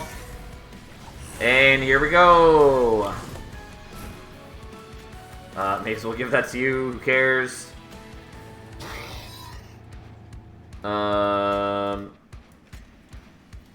So, you're going to fly up front just because it's an extra shift. And then 1 and 2. And we'll pull you back up.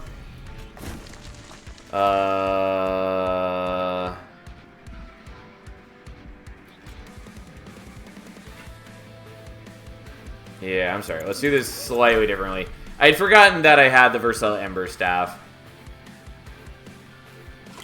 And yes, I am greedily min-maxing here just because I like getting the higher Valor on Fel. But hey, so be it.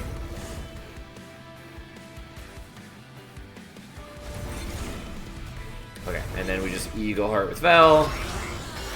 And we murder those. And then we daze. And we daze, I guess. I don't know.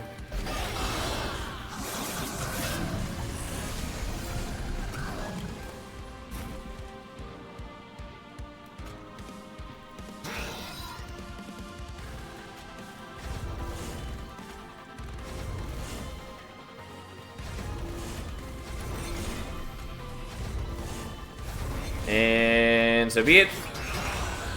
Don't mind me just chilling with our high damage and high valor and living the dream. I'm sure we'll just do that first. Yep, I do have enough Ember for that.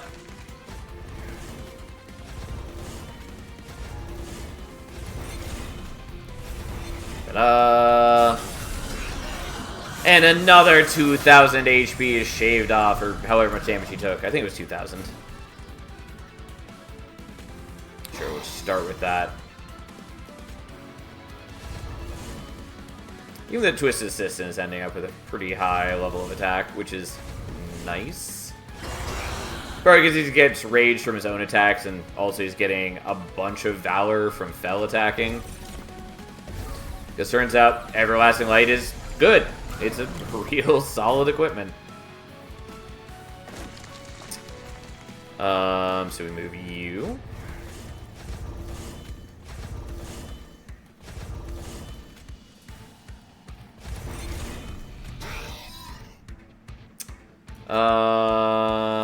I did fuck this up, but it doesn't matter because he's dying anyways.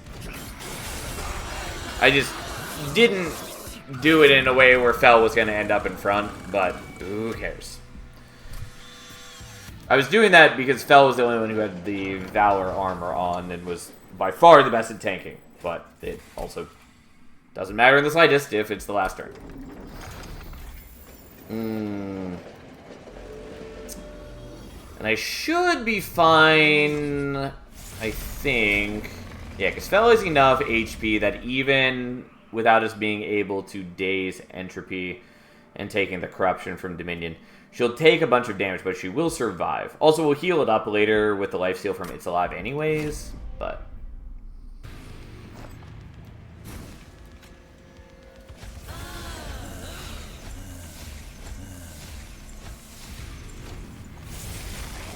Okay.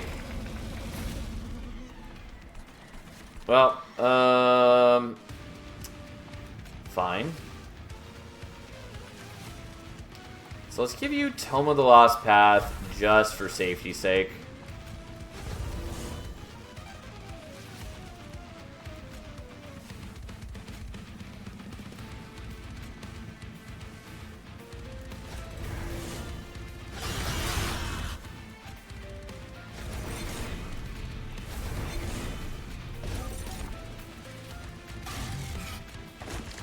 Okay, and then we'll just daze you more, and then we take damage, but who cares?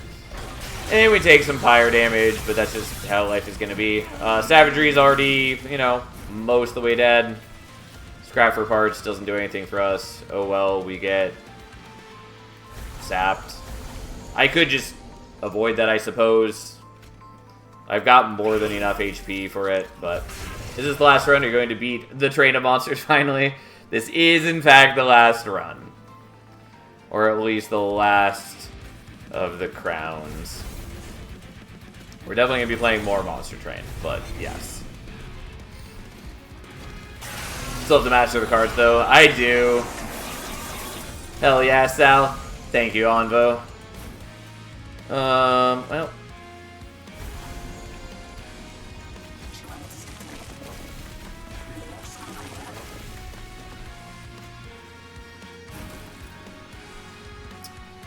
Okay.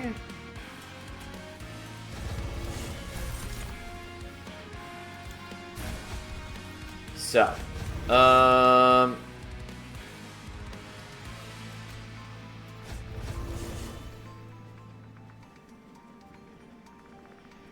I did fuck this up a little bit, but we'll just do it like this and that, even though it's not correct. It's not efficient. But I'll tell you right now, that barely matters to our needs. Oh no, he took 30 damage. How exciting from the stupid blood suit. I just really don't care about blood suit as a card. Like, it's fine early game. It's mostly disappointing though. Okay. I'm not going to worry about playing the Vengeful Shard. Who cares? I want those glorious, beautiful shifts. I guess we'll do it like that. Technically, it's much better to give Fel the extra damage from the It's Alive because she has 4 attacks instead of 2 attacks. Does not really matter. These guys are dead. We're also cleaving through most enemies every turn. Like, obviously, these guys have spell shields. So what? Hey, guess what? You're dazed for 2 turns.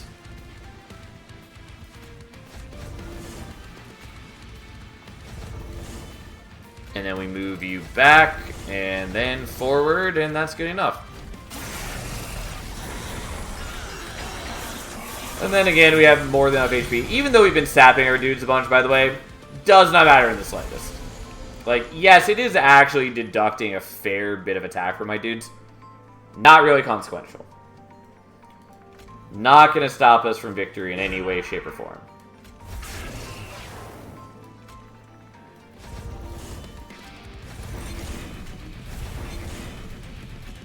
I will horrify you, and I will horrify you.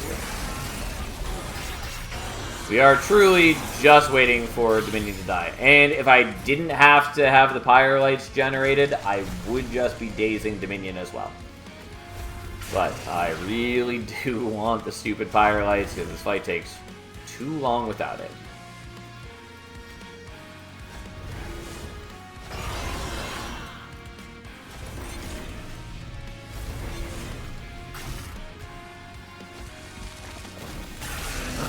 Alright, should be the last turn.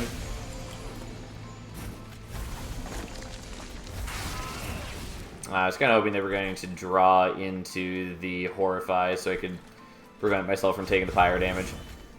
Again, doesn't actually matter. But here we go. Anyways, ta-da! We've finally done it! We've finally gotten all 180 crowns. Most of them we did on the first try. There was only a couple that we really struggled with, and mainly that was Pyreborn Awoken. Or Awoken Pyreborn, really. And that is just because those are the 2 clans with the worst defense. Awoken at least got a lot better defense after this update. Also, Pyreborn got another defense card. It's still not like the greatest defense card, but like they do have a defense card now. How long did that take? Took quite a while. Because we were doing, to be clear, a couple things. One, definitely could have done this months ago if we had just made this our goal from the beginning, rather than doing months of just random. Aside from that, I definitely play way faster off stream than I do on stream. At the speed that I play on stream, just because I, take the time to talk about my thoughts and talk to you guys. We were doing about 4 a night, so, divide 180 by 4, add in a bunch of failures with Awoken Pyreborn, and there you go. So, it took quite a while, but here we are. And finally, we have this card frame. Honestly, forgot that it was going to unlock a card frame. I kept thinking about the room that gets unlocked. Forgot about this. Even though this is my favorite of the card frames in this game. But yeah, here's the room, the Gilded Vault. I really want them to add more card frames. And rooms, but card frames in particular. I still don't have this one because I still didn't master all the cards. I don't even like this card frame. That's also part of why I want them to add more card frames. Because I like a lot of the ones in Monster Train 1, even though I eventually just kind of settled on the same one and used it for thousands of hours. But, like, this one's fine. Don't like this one. This one's okay, but I wish it was, like, a purple instead of a kind of maroon pinkish. This one I don't like, and this one's good. But I would like there to be a lot more than that. Anyways. Yeah, we finally did it. How exciting. I should probably update that to say, here we go.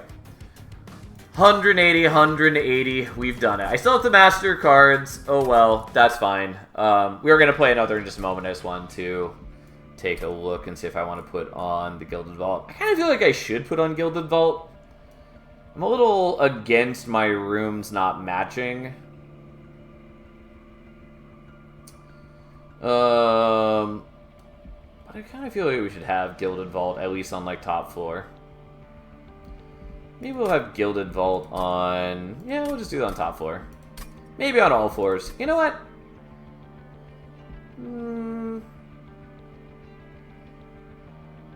No, we'll just leave it on top floor for now. We'll see how we feel about that in the future. Anyways. For the time being, we are finally going to go back to random. And we're going to play some random. Which does mean we will see some of the starters that we haven't seen often. Because, like, there are a couple starters, like the Whelps and the Erratic Assistants and Eager Conscript that I tend not to pick given the choice. But anyways, whatever. We're doing random. The unit starters. Yeah, I tend not to take dregs either. And again, like, Erratic Assistant is good. It's definitely the best of the unit starters. And even the Whelps are not, like, bad. It's just that, like, Erratic Assistant competes against Secret Ingredient, which is, like, one of the best starters, just because of how versatile and potentially powerful it is. And it can be relevant both early game and late game. Like, it's a good card. And in general, I think that Fire Starter is going to be a better starter card than the Whelps are. For a lot of reasons. Like, it's better if you have, like, an Incant deck. It sort of gives you better backline access because they can do more damage, kind of. And you're not contingent upon having capacity open to play out the Whelps. The Whelps are still okay, though. Like, they're not bad. Anyways, rambling aside. Let's just actually play a run. Also of note, we're not going to start it immediately, but we're probably soon, now that we've done this challenge. Also, I gotta master these cards. We might start doing the Hat Trick Challenge soon. Even though I probably shouldn't jump right back into doing another long challenge. But Hat Trick Challenge is a lot of fun. Really enjoyed doing it in Monster Train 1 several times. For those of you who are unfamiliar with it, it's a self-imposed challenge where the goal is to beat a run with each of a champion's 3 champion paths going all the way to rank 3 each time. So 3 wins back to back. Using Vanguarding for one of those runs, Unchained for one of those runs, Savior for one of those runs, and any cards that we use in the clan or any cards that we use in a winning run, we cannot use in the subsequent runs. So you kind of have to budget your clan combos cards across 3 runs. I haven't done it for Monster Train 2 yet, and so it sounds like a fun challenge. Except if you get them as starts. Yeah. If there's a way that I could block them from showing up as starters without just, like, re-rolling 1,000 times, yes, I would do that. But short of implementing a mod, which I don't know coding, so I'm not going to do that. But short of implementing a mod, there's no way to guarantee that the cards just don't show up as your starters. It is too cumbersome to worry about that. Anyways, all that aside, for the actual run at hand, we have Heart of the Pact. It's fine. We have Rector and Awoken. Paraffin Thug's not a bad starter, since with 40 base attack, he is pretty capable of hitting the Slay early on. This is not the time where I want Volatile Gauge. I can say that confidently. We'll take it in Case Ember. Might not matter. God, it's so weird having a different card border finally. I think we're just taking Accumulator. I mean, Burn Bright is fine. And Accumulator, I don't tons care about. So, like, it's fine. And it is a bit better in Monster Train 2 for a multitude of reasons. Both that it's easier to get capacity, and equalizing rings exists. But in general, like, building up tons and tons of HP is just a lot less useful than building up tons of attack. And so, Accumulator is sometimes just not even worth the capacity used to put him down. Because he just doesn't, like, do any damage. God, it is so weird to have a different room there, finally. It's kind of a cute room. I still probably prefer this room, but it's nice to have something different. It's so weird to just have, like, the empty black void here. Anyways, I think we're going to do this so that we have a little bit of time for things to get softened up. Because, yeah, I was pretty sure this is what it looked like. So you're going to get a buddy to burn out. You're going to take some damage. And you'll just have some regen, I guess. Well, fuck you too, Collector. You goddamn bastard.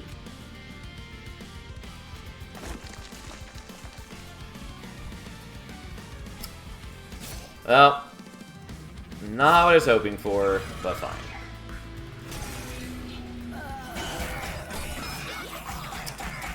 Alas, missing out on the early Collector does really hurt.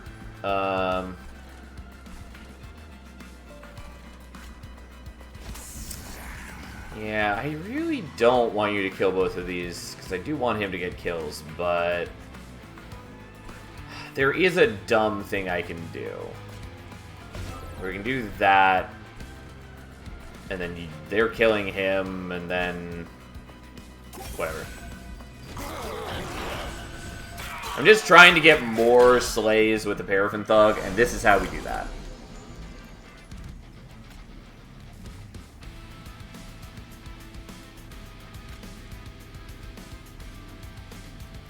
Yeah, both those guys are going to die no matter what. That's fine. And I probably don't need to take that damage, but so be it. Just to guarantee it. We'll take a little bit of damage and just build up more regen. We don't have, like, incredible damage output here. Yeah, I'm not gonna math out who gets the kill. We're just gonna hope that it's the Paraffin Thug, which is somewhat likely, because Rector doesn't do a lot of damage. Anyways, there we go. We do come out of Ring 1 with a fair bit of gold, even having missed the Collector. Wicklash is probably what we want here. Mathing out kills is a fish thing. I refuse to math out kills unless it really matters.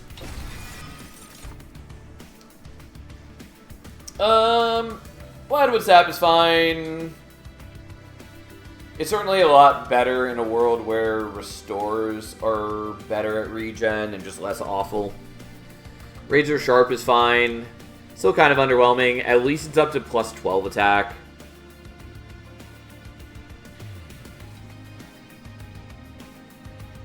And Engraft is cute, but doesn't really do anything for us here. Just gonna take the Razor Sharp, I guess.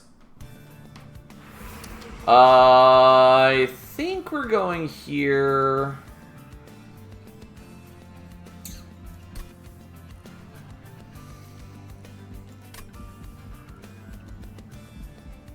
I mean, we could look for, like, Animus of Will, which isn't bad. I still would just generally rather get something with built-in scaling, though.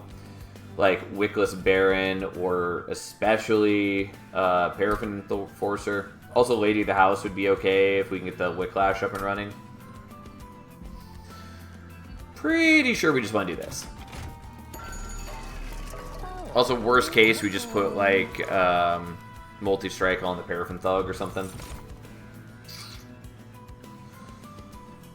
Yeah, I think we just want the Paraffin Enforcer here. And I am willing to give him Quick for a multitude of reasons, but yeah. That is not what we wanted.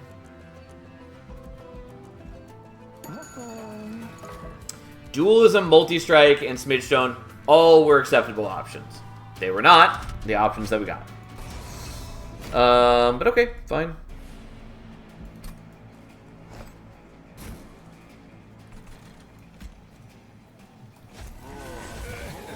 I don't really know how I want to set up, but that's fine.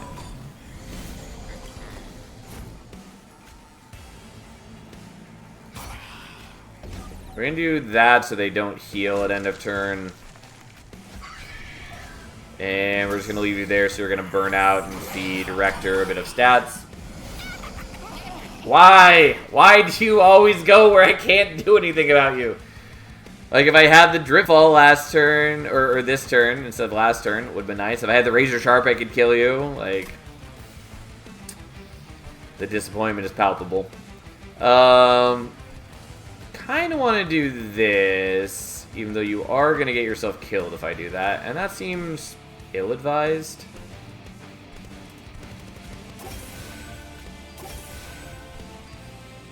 Could just Wicklash you.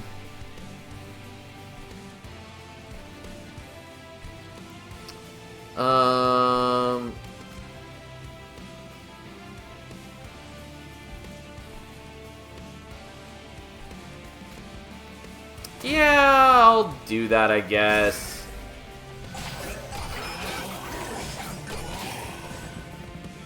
Not getting Collector breaks my heart.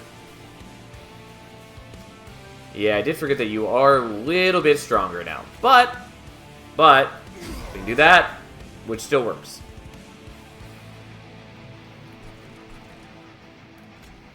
Unfortunately, can't get rid of the Calcified Ember. We will just give you a regen to offset how much damage we're taking here, though. I do still need to have a bunch of health for the next turn, because the Flagellants all hit for a bunch of damage.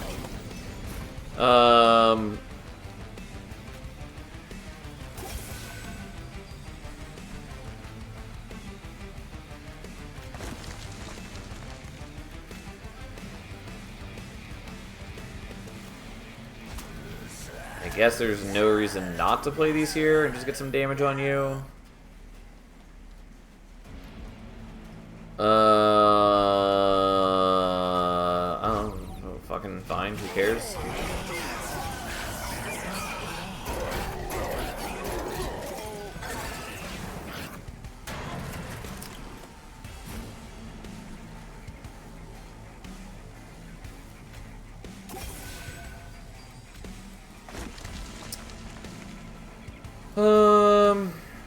I guess I'll just let you block, and then we just get a little bit of damage here and cry.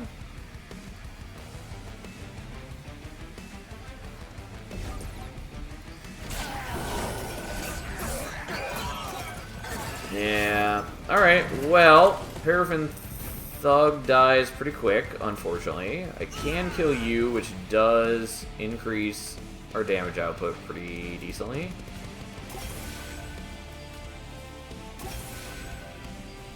I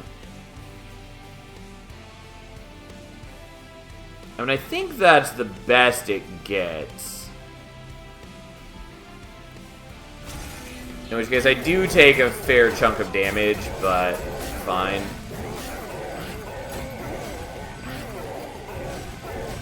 Yeah, again, Rector just does not do a lot of damage, sadly.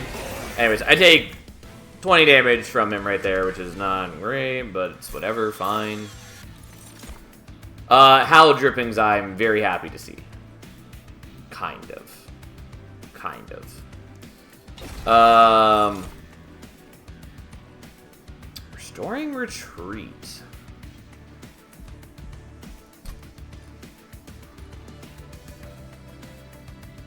Do I care about Restoring Retreat? That's a great question. It's a question I ask myself each and every day.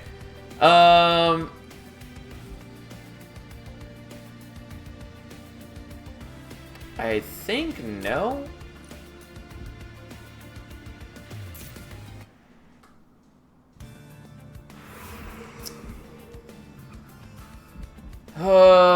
Okay. Oh, Merchant Magic can do some good things for me.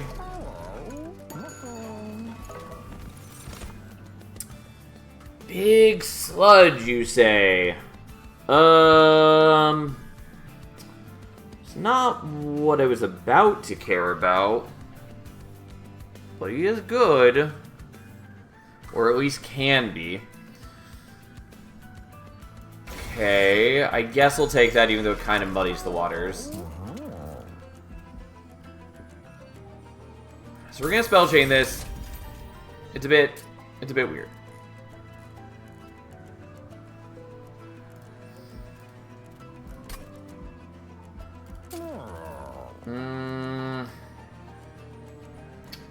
That puts me down to 215.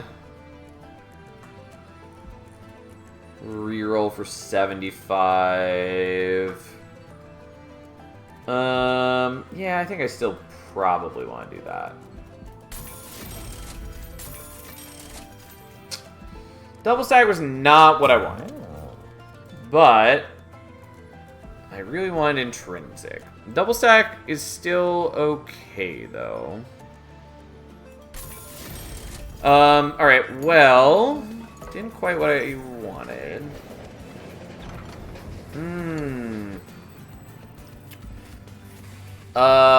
Interesting, though the shackles are concerning.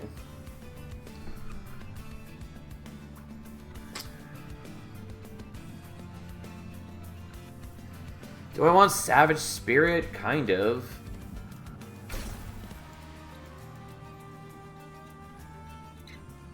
I mean, that does help me at this current juncture.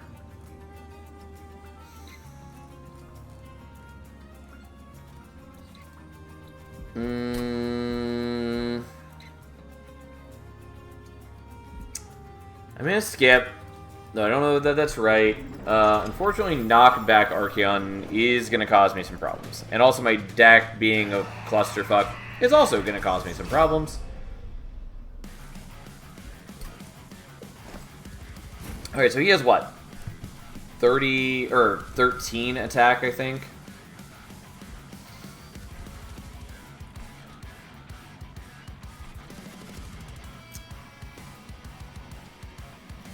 So I think we're gonna put you there.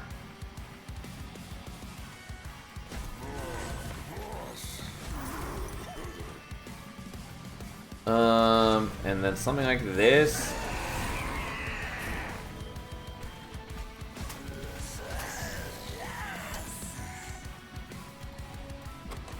The problem is I really want the hallowed drippings for you. Alright, we're gonna do this, and it might not pay off, but without that, you're kind of awful for me, so... also, I probably shouldn't have done that, because I kind of need you to have more HP than that. But fine. Back to good old Jank. It's like a comfy blanket. Yeah, unsurprisingly, he dies, whatever, so be it. Choices were made. We live with them. And then we move on. Just gonna build up some regen for you. Just really hope we would draw the Hallowed Drippings at the right time. Sure enough, it's there. Oh well.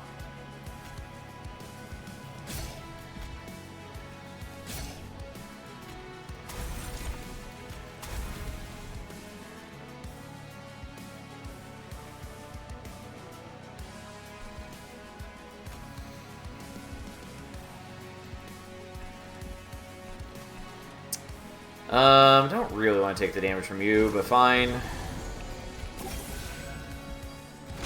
I figured it was good to daze Archeon for 2 turns, so that's why we did the Drip Ball. Even if I do have other problems.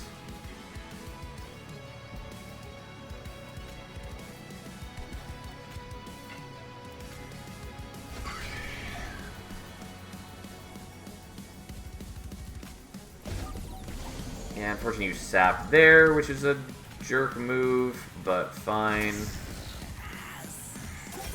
Well, maybe should have given that region to Big Sludge instead. I don't know. Unfortunately, I'm not doing a good job of building up any attack power. Turns out, it's kind of a problem.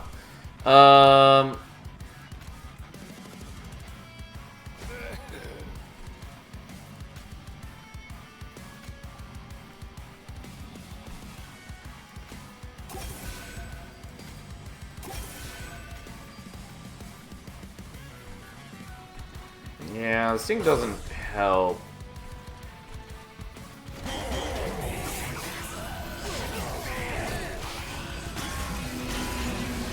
Yeah, I didn't realize I was going to kill until I'd already clicked enter, and then I thought about the actual math. Anyways, my bad.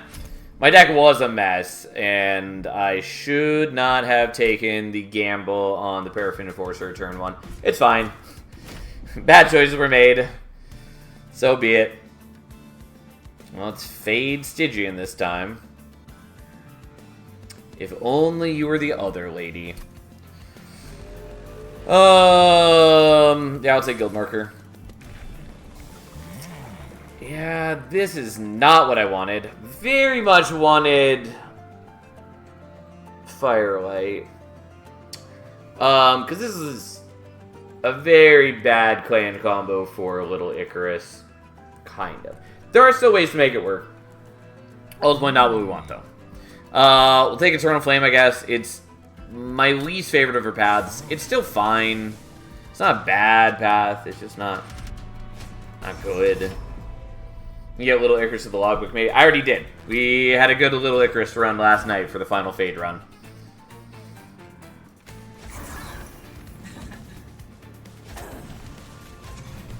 We got her to 500 spikes or something by the end.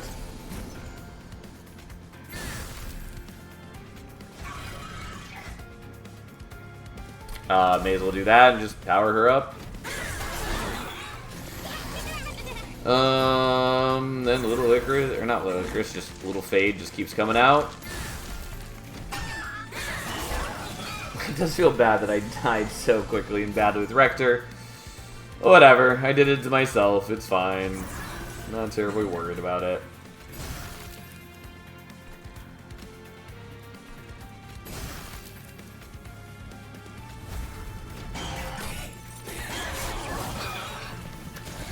Okay, good old Uriel. Should have done it that way. Oh well. We're going to take a little bit of pyro damage on these guys. I still think it's good to have Fade hitting him right here. Because then it means that we for sure kill on the next floor. And all is well. I do master all cards yet? No. I definitely could have by now, but I have not.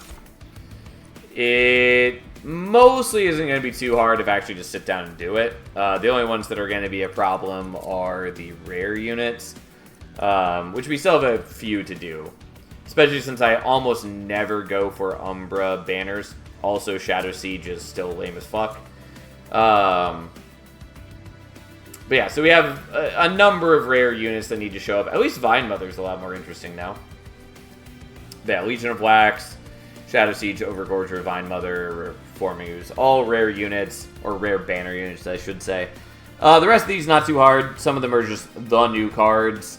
And some of them are cards that are not that hard to master when I sit down and do it. But about half of them are just the new cards. Anyways, I kind of want to take the Purifying Cleanse. Kind of just want to take Driftfall. Turns out Driftfall's pretty good. Yeah, let's take the Driftfall, I guess. We'll take Crypt Builder, even though we're getting Calcified Ember, yada yada yada. Now, going to the left, we might be able to pick up a Lady of the House, which would be pretty good, or a Paraffin Enforcer, which could be pretty good. Going to the right, we could pick up like Sirens, which are pretty solid. Going here, I could also look for Intrinsic on the Hallowed Drippings, hold over in the Offering Token, that sort of thing, or hold over Dripfall. I think I'm pretty okay looking here.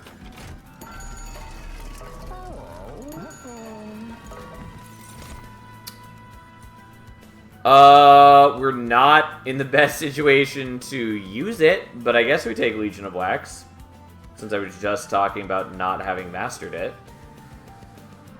I have no ways to buff its strength, though. But fine.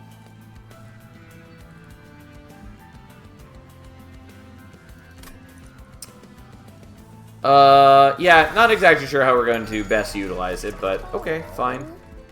It's definitely a lot less cool of a unit in a world that does not have infusions.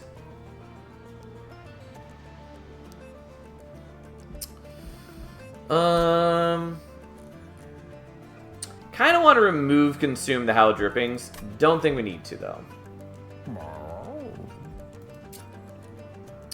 Still kind of want to do it, though.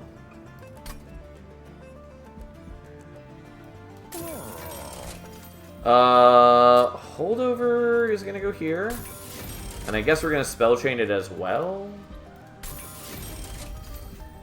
And that's just how life's going to be. Alright. Well, not entirely sure what we're doing here, but that's fine. If we can get Firelight Fade next, that would be useful. Kind of.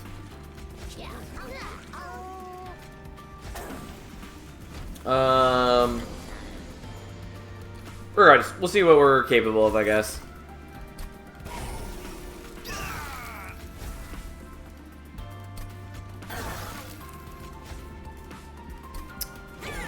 Alright, Fade dies. Things happen. Sadly, can't play with the Calcified Ember. Oh well. Well, I'm gonna do that, and I guess that. I did want to play out the Steward on bottom floor, but I didn't want to let the Collector go, so here we are. It does feel bad that I'm not using the Primitive Molds at all.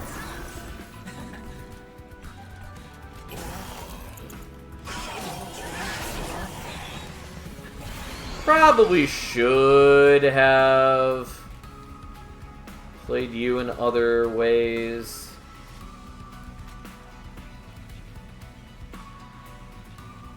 I.e. set it up so I could reform him a bunch.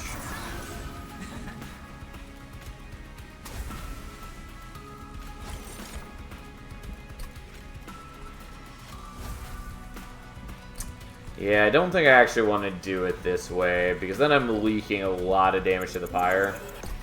I don't love that.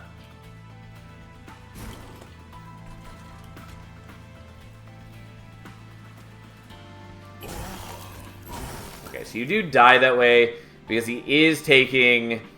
The damage calculation was taking into account the 15 healing, but if he dies before he heals, then it's 15 HP we don't have to worry about. Who cares? We play that.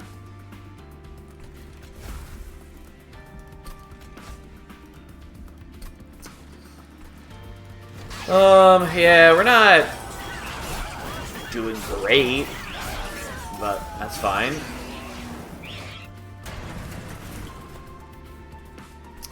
Legion of Wax does take up a lot of capacity. I could play Fade behind right now. Which might be the right thing to do.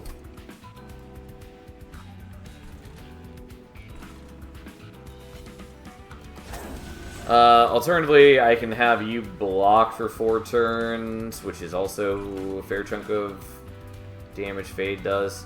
Oh, I'll still have enough capacity because this is enough splits.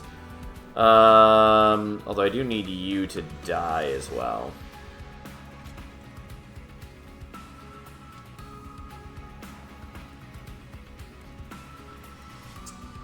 Because again, you are healing for 15. Which means that I am a little too far away to just kill you with something like this.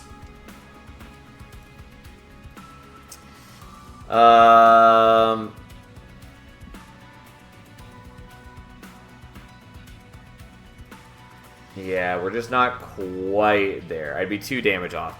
So I do think I probably want to do this, and then you'll survive, which is also fine. It buys a decent amount of damage for Fade next turn. Part of the problem is I can't kill the backliner here, which sucks.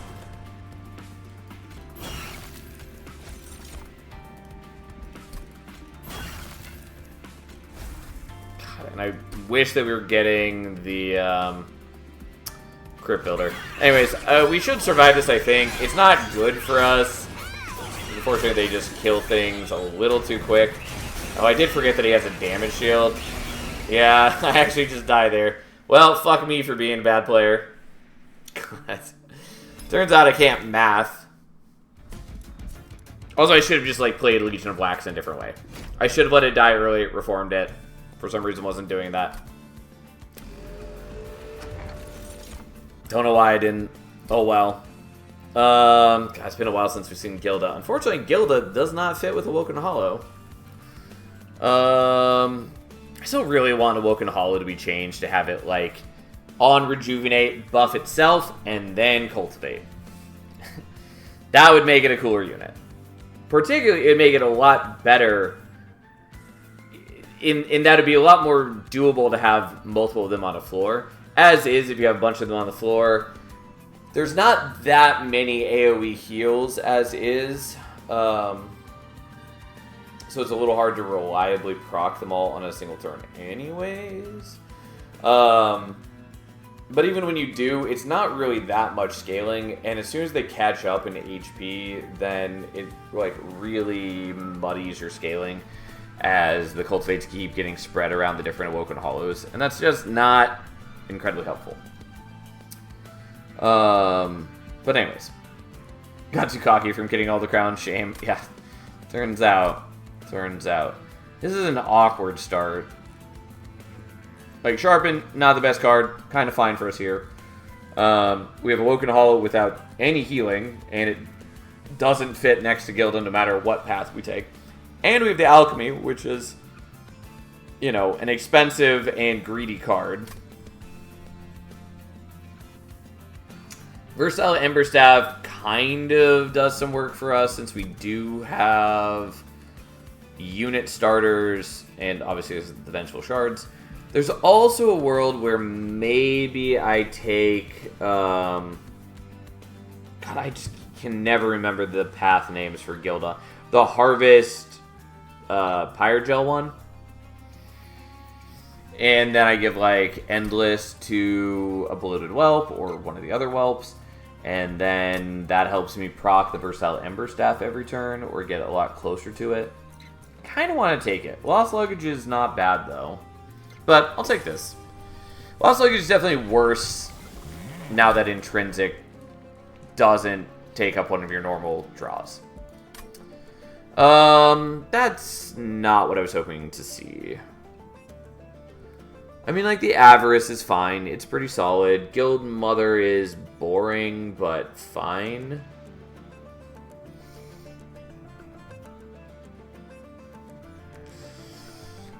I don't know. What am I going to do with that? I think we're just going to take the egg, since we do have some Horde.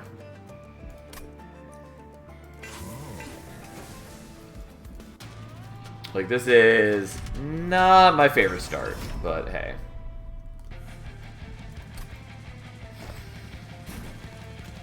We have bad defense. We don't have particularly good offense. Like, just not great. Oh, God, and I don't even get a Whelp on this turn. Well, we'll at least do that.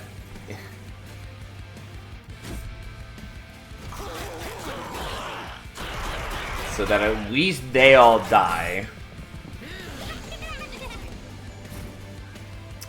Well, let's kill those.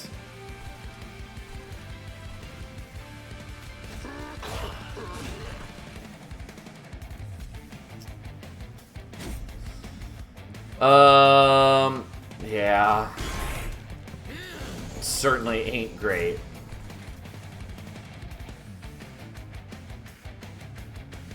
God, I can't even proc the Ember Staff this turn because I don't have enough Ember. Because I don't have any one-cost cards in hand. Feels bad, man. Feels real bad. We're gonna greed for that. Already forgot that I fear was greed, so that's something. Does make the Ember Staff a little less desirable. Should probably play the Sharpen on Gilda here, but we're just gonna get some delicious Horde and see if we can beat Astriel.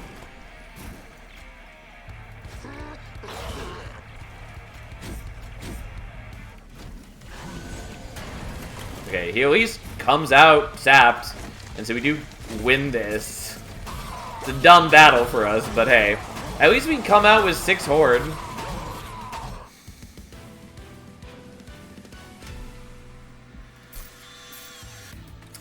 Okay. Lava Armor's not terrible for us. Flicker is also a good card, but maybe not what we need right here. Lava Flow is fine. I'm not, like, wild about Lava Armor, but I do think it's probably the best option here. I don't love Glimmer. I will take it. I will definitely loot this. I will take the hidden coffers. I'm not going to take Volatile Gauge, unfortunately. Okay, what the fuck?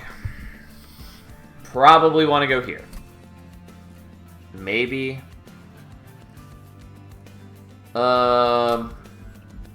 Maybe I just want to go here. The problem is I'm worried about taking, like, the Pyroborn banners. I mean, like, Hothead could do decent work for us. I think I still want to go here, though.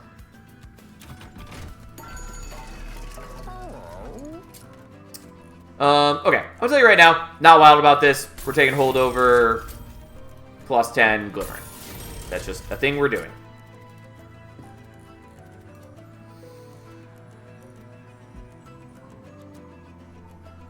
Also not wild about this. Nonetheless, it is the thing we're doing. And we're going to minus cost that. I do...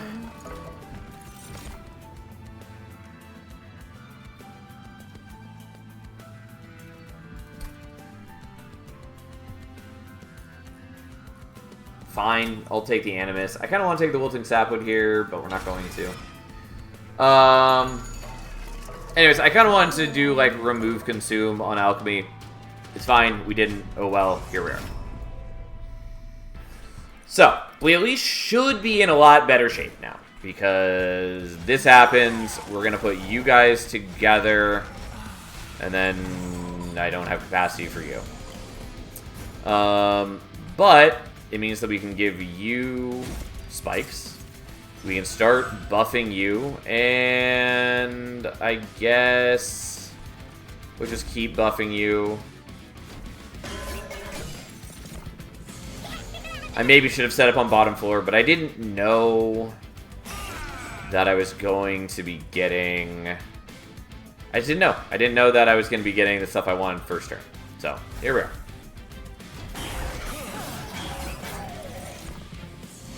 Unfortunately, can't really use Versatile Ember Staff yet. Like, we're trying, it's just not happening.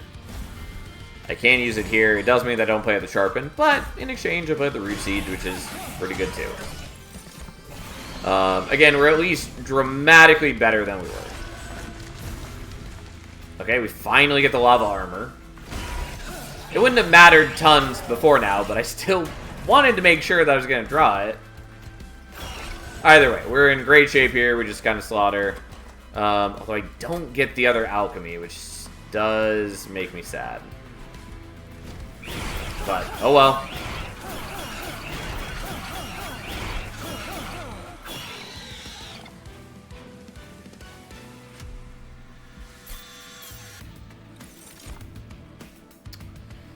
Payoff is okay for us. Also did kind of forget that we have Fear's Greed. Oh well. Pyrocask is okay for us.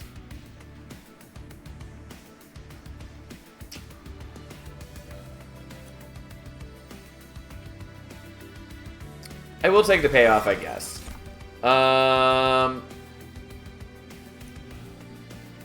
Maybe want Restoration Detonation. Maybe want Razor Sharp. I will take Restoration. I don't love it in general, but I will take it. I might wait on that.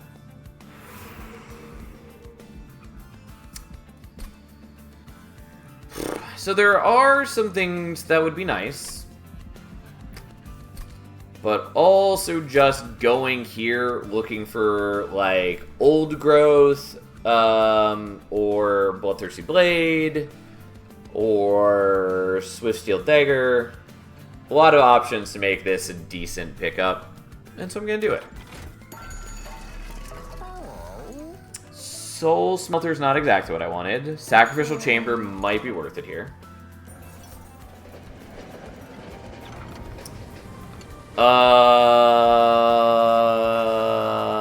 Yeah. Fine. It's a bit greedy, but we're gonna hope we can make it work.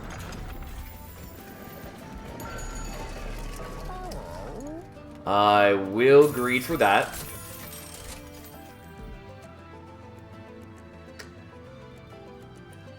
Yeah, I will take Awakening Thicket,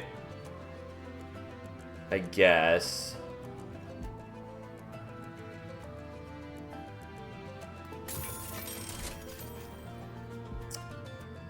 So 4 Deployment Ember. Also kind of want to take the Exile's Diadem now.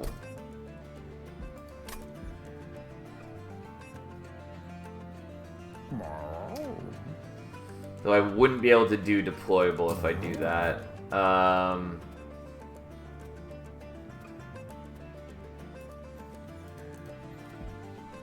Okay, we're just gonna do this. That's good enough for now. And I guess I'm gonna keep the Horde.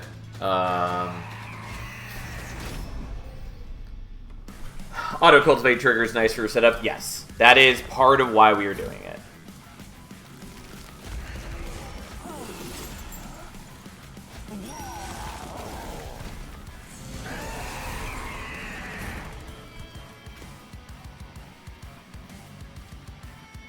Okay, so we want that, and unfortunately I do really want everything else here too. Okay, we're gonna do that, and I already forgot that we had a thing. Also, I don't need the Sacrificial Chamber if I'm using Awakening Thicket. Well, we'll play it there, and we'll get some gold when Archeon kills my things, I guess. Probably should not have set these guys up on bottom floor, but I did anyways. Well.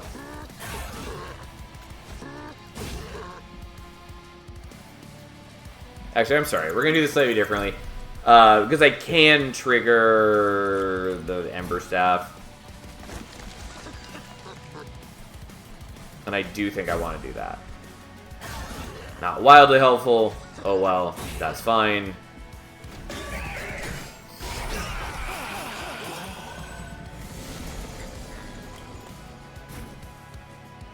Still not the things I want.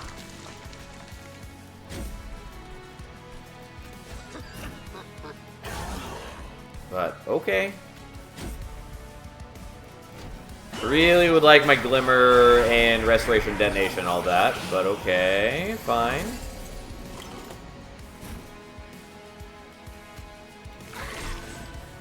Thank God she doesn't die to the spikes now.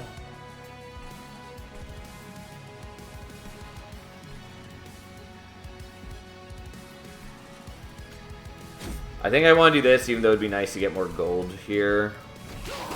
But, okay.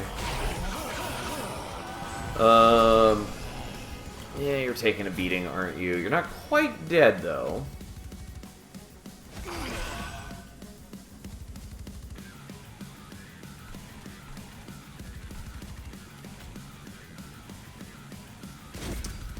I do want the alchemy, but I am worried about dying to Archeon. I think we'll maybe be okay, though. Yeah, we're fine.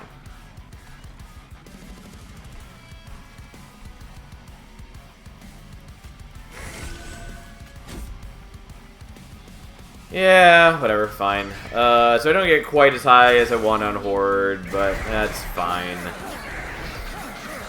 We at least have some semblance of a plan shaking up now. And I at least got high enough that I can get the artifact payout. Yeah, Old Growth is the thing that we wanted. Kind of. But nonetheless, I will take it.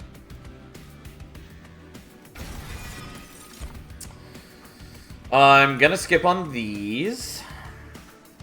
Although technically it might be nice to take like the Miser to fit alongside Gilda. But I think we're just gonna skip that anyways. Oh, we're definitely taking Ember, because that's the thing I struggle with. We're looting this for sure.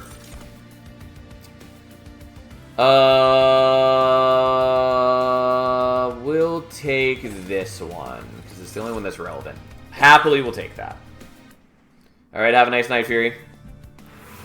Alright. Trinkets is nice. Definitely going here, though.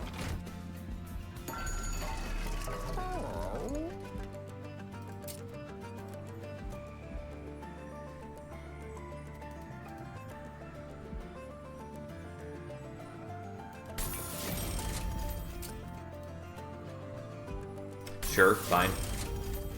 Though maybe I shouldn't have done that. I would have enjoyed having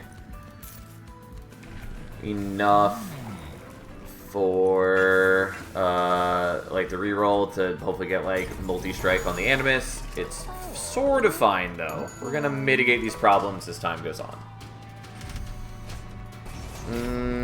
Ajax is a bit of a concern, but we'll be okay.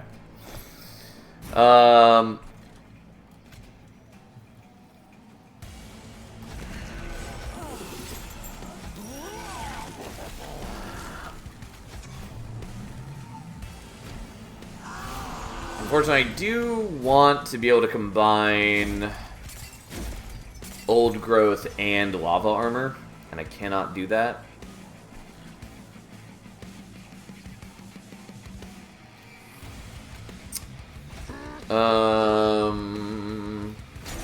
And I have to decide which one I actually want to equip on my dude. I think it's maybe going to be Old Growth.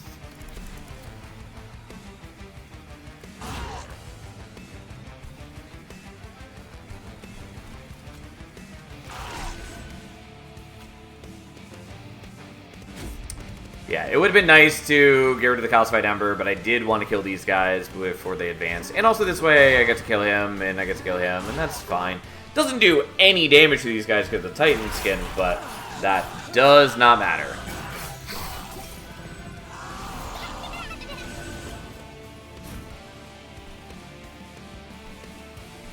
You know what?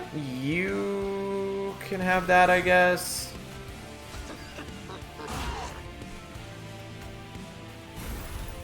Unfortunately, don't get the Collector. Also not killing you, which is a concern.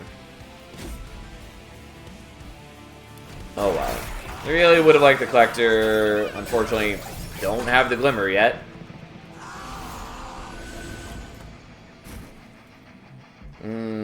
Concerning, to say the least.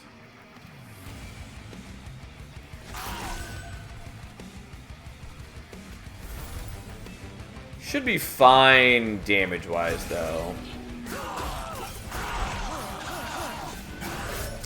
But yeah, like, my scaling is not great. But we're working on it. We're working on it. Okay, so you get that now. So now you're constantly gaining max HP, which will be good into the whole making sure we don't die to Ajax situation. I think it'll be okay. It's just that I'm not particularly good at damage scaling at the moment. And so I don't want Ajax to ruin my shit, shall we say.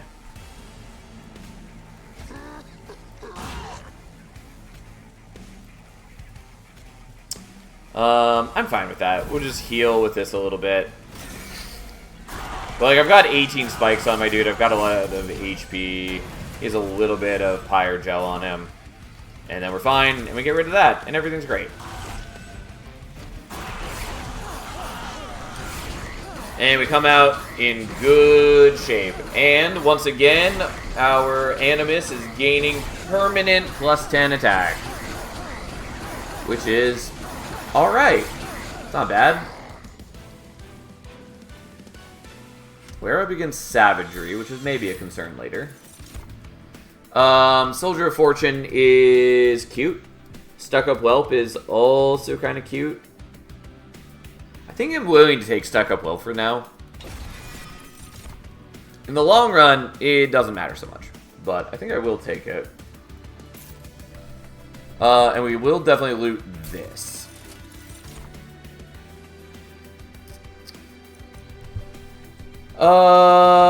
Shale Shell is vaguely relevant now. I mean, I guess it was always relevant because I had the bloated whelps, but now I also have the stuck-up whelp. I'm just going to take Ember Charge, though. And we're definitely taking Expanded Coffers. Absolutely what I wanted to see. Would have been plenty happy with Sinner Salve as well, but too bad. Too bad. So, now, what do I do with this information? I do want to go here looking for, like, Multi-Strike or maybe Quick for the Animus. I also want to go here looking for, like, Remove Consume on the Alchemy, so I can try to get to Max Horde easier. It's still probably going to take me 2 battles to get up to 12. Wow, hello, have we already finished? Yep, first 2 runs of the night, we knocked it out, and then we lost twice very quickly and badly. It was a terrible showing, but we're on a decent run now. How you doing, by the way, Constant Tom? Okay, and so Gilda gives us 4. So we can reach 10 in a battle. Spent morning restocking my meat supply, so I missed it. Well, I hope it was worth missing it for. And by that I mean I hope you enjoyed your morning. I do want to visit here so I can merge the lava armor and the old growth. So I'm not exactly sure how we're going to deal with the sweepers, but we'll figure that out. There are ways. I think I want to go here and greed and try to set up the alchemy.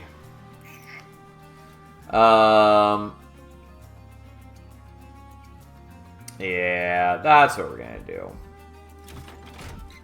I guess.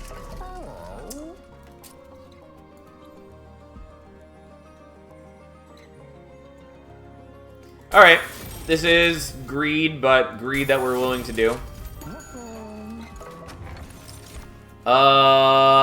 Don't hate Dante's Footstool. Shadow Sheath is sort of interesting, but I don't think it's interesting enough for us in this day and age. Do I care about any of these? Meat Shield, kind of cute if we wanted to put that combined with the old growth instead of the lava armor. At least I bought 7 kgs of quite good pork and a good brownie in a cafe near the bazaar. If I correctly understand what bazaar means in English, though. I mean, that sounds like good morning. Like, I would enjoy that.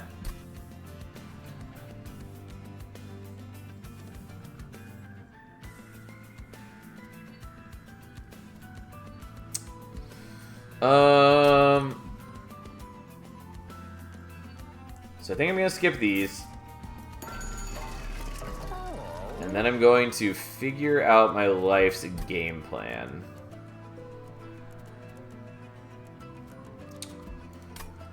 Because I'm still lower than I want to be on things. I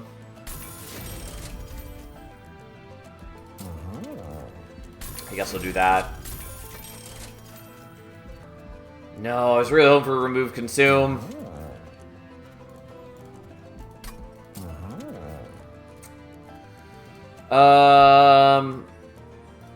Fine.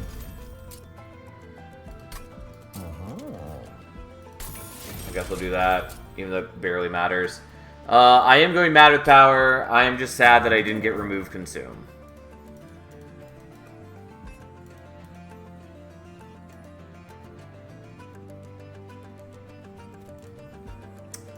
Because if I had gone Remove Consume, and yeah, I shouldn't have spent that gold, it's fine, I got carried away. If I had done Remove Consume, then I could have gotten to 12 Horde on this fight. And sadly, I cannot.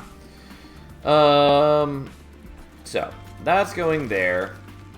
Already forgot that I had a room that I draw with Dante's Footstool. I was thinking that I still need to get one, since this one's already deployable. You're going there, and I have to decide whether I want the Sacrificial Chamber there or on bottom floor. And I think I want on bottom floor, because I think top floor is basically only going to get me 3 kills. It's 4, and I forgot that it's these guys. So I will have to deal with corruption, kind of.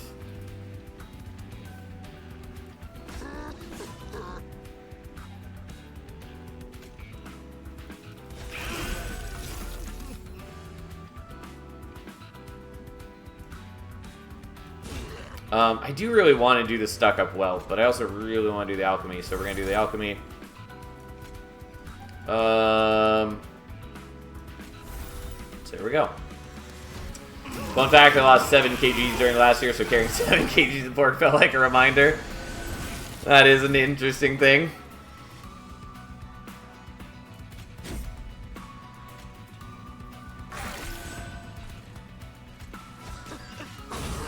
Well, let's gain gold where we can, I guess. It doesn't matter too much that our dude is gaining corruption, since we're just going to be gaining so much max HP that no one cares. So first off, let's kill you so we don't get sapped, because the sap is relevant to my life. I'm going to do that just for the draw, even though it does deprive me of a little bit of gold. Oh well.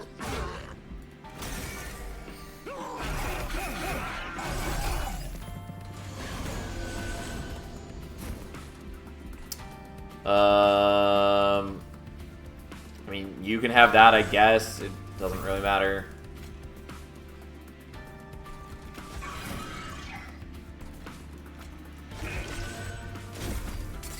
Yeah, not killing you. I'm definitely not that strong yet. Which is part of why scaling with the Hollows pisses me off, because their scaling is bad and a little awkward. Like, it's meant to be offset by the fact that you are getting healing at the same time, so you're getting defense as well. But rarely does that actually feel like it's worth it.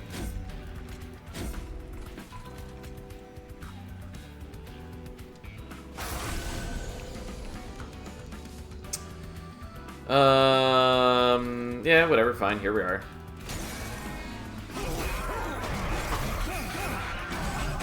Still sad that I can't get to Max Horde. Oh, we got an aggressive egg now. That is true.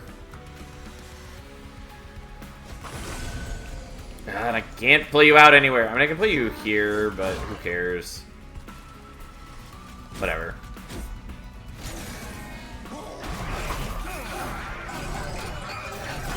We should be fine against Quoto. Also, I mean, maybe we're not. I mean, we're basically there. Yeah. And now we have Avarice. I really wanted that earlier, but I passed on it so I could do other things. I was like, why are you at no HP? And it only looks weird because Awakening Thicket by default gives them 20 extra max health. And so he normally has 1 HP. It's just that it looks a lot worse than it is. Anyways, we're doing this so I can heal, because why not? And then none of this actually matters. I guess playing this does give me a bit of extra gold. Except it doesn't, because it wasn't there when I did that. It's fine. Doesn't matter. We're leaving this. I could have got myself a little bit of extra gold if I had done that in the right order or reset. Does not matter. Overall, we're generating plenty of extra gold all around. And we're doing okay. Oh no, Quoto. Still pisses me off that we got to 10, but not 12. Kind of want another Stuck Up Whelp. Don't really want another Stuck Up Whelp. Don't think I need another payoff, though it's pretty cute. And none of this really matters. Edgebriar's still bad. Pyre Shards may be okay for us, but doesn't really solve the problems we need solved.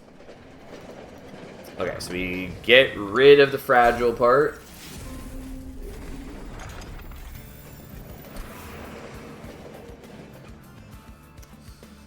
Well, we're doing an okay job, but certainly not as much scaling as I want.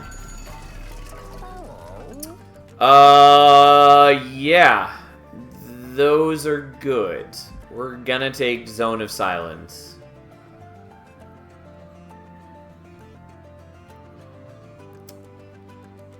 Echo Vault for +2 egg. It does not work that way. I was talking about the alchemy, in which, yes, that does work. Don't really care.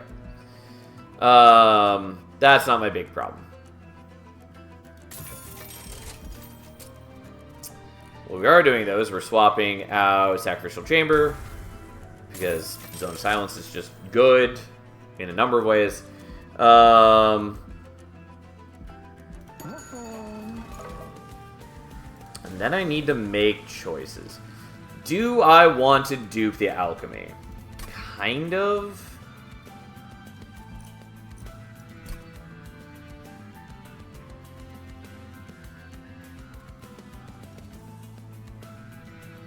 If I do that, I could cash out right now, and then I would still be able to hit 12 Horde next fight.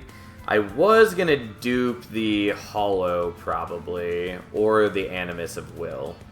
The Animus isn't, like, crazy impressive right now, but they are just passively getting extra attack constantly. And so that felt pretty decent. But I can also dupe the Animus later after giving it another thing. Before I forget, I am combining these two.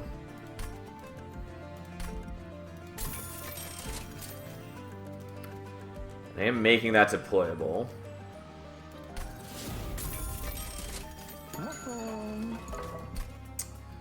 Though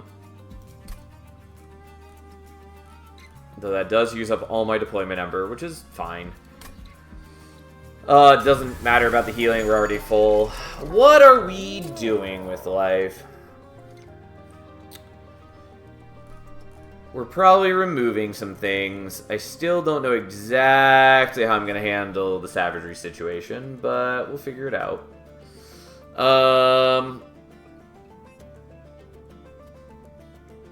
I do think I want to dupe this, though it is sort of on the greedy end of things. But that's fine. We're going to do that, which also means that I can cash this out now. As long as I play all my things in the coming battle. All my alchemies. I mean, I'll take Flaming Talons. Hellfire Bellow is also good. I will happily take Sparkflint Catalyst. And then we're going to get rid of a couple things, because I can. Get rid of you. And you.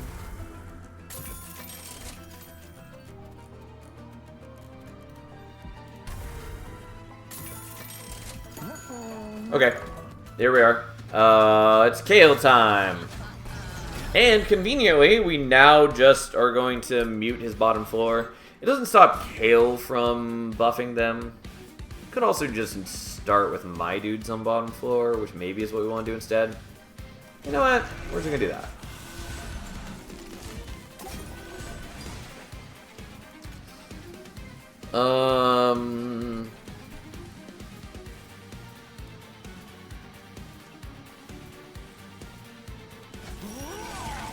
Does feel fitting for Gilda to be in the Gilded Vault. Whatever, fine.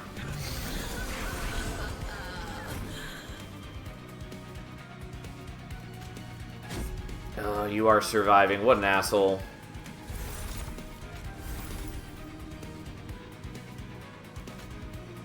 I mean, I do want to play out the alchemy, but I don't necessarily need to play out all of the alchemies right now.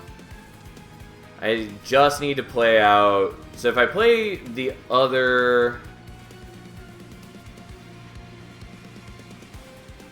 So if I play the other... If I play this and I play the other one, that puts me at 8, and then that puts me at 12. So like, that's fine. As long as I play them sometime during the battle. So we'll do it this way. Then we're gonna give ourselves Avarice.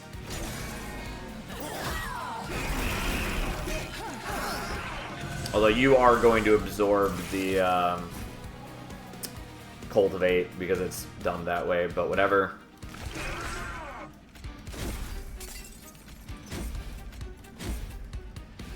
And I'll let that go so I can get the gold, and also because if I drew into an alchemy, I wouldn't be able to play it. And that would not be ideal.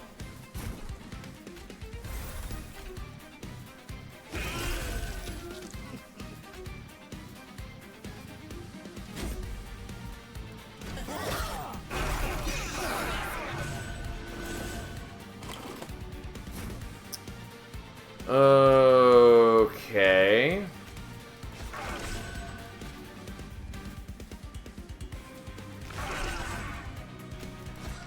Let's do that and give some avarice before we blow those guys up. And then, I guess, give you a small bit of extra attack.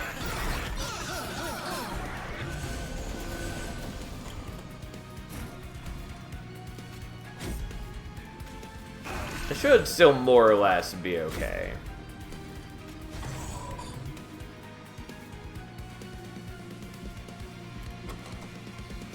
Yeah, we'll leave that, I guess.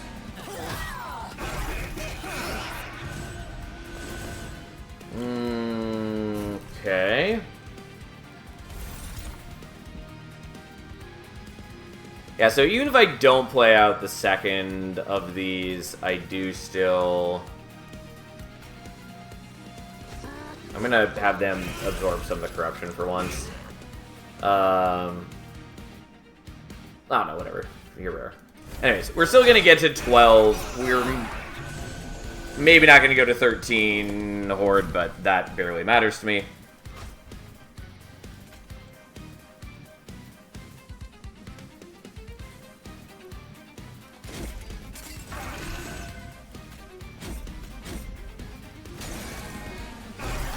Okay, I do have a fair bit of corruption on my dude, but whatever. Alright, unsurprisingly, every single thing is fine. So we'll just heal back to full, as one does. And I don't think there's any benefit toward me doing anything here, because the longer it takes for me to kill, the more my avarice takes effect.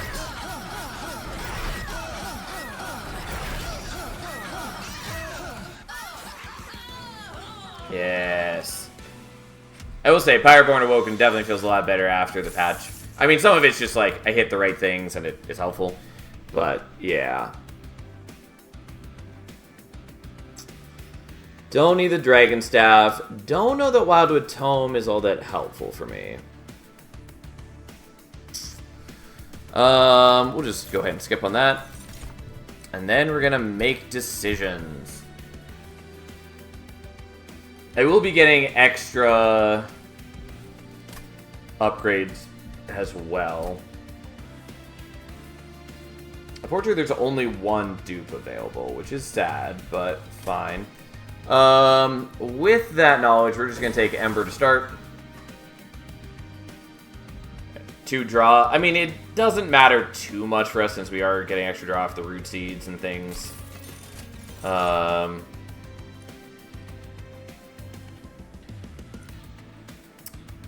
Guess I'll take this.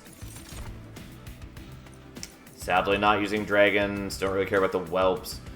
We don't have any way to damage our own units. Fine. I'll take that. Well, we end up with a lot more Ember than I need, but so be it. I still have time to hit all of the upgrades. It's just a little awkward. We definitely want this.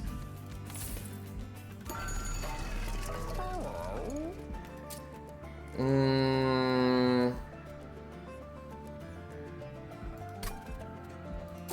mean, honestly, the Titanite is vaguely helpful.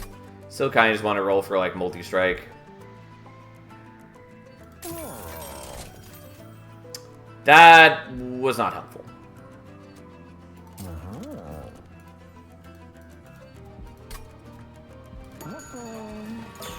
Okay. I mean, I'll take this just for the gold, basically.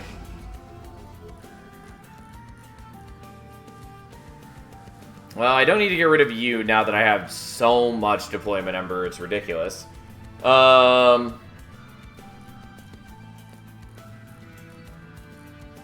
my deck does not have a lot going for it, I gotta say. We are going to struggle soon. So, that's a thing.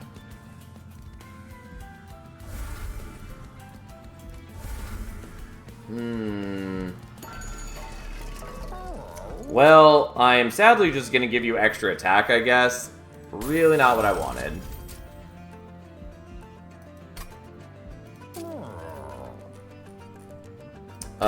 Fine, whatever, who cares. I'll make adjustments in the future, but so be it. So we're going to set up on mid-floor, because we do have Zone of Silence to just stop those guys from doing things, which gives me a little bit of time to get rolling. And you'll just die, who cares? I have so much Ember on this turn.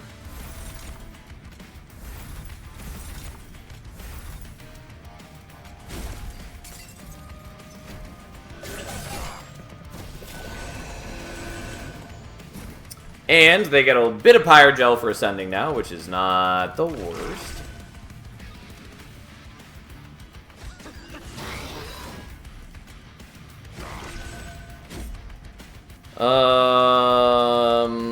Yeah, it lets me draw into something, which is vaguely helpful.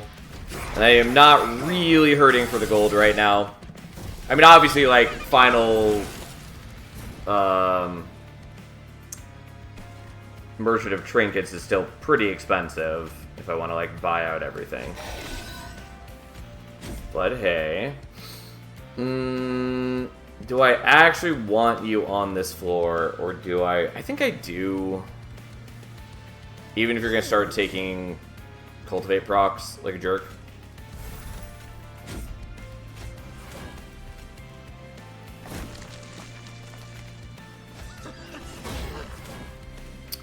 Oh.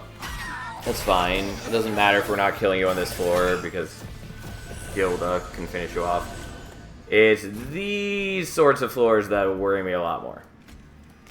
I mean, that certainly helps. But certainly ain't enough.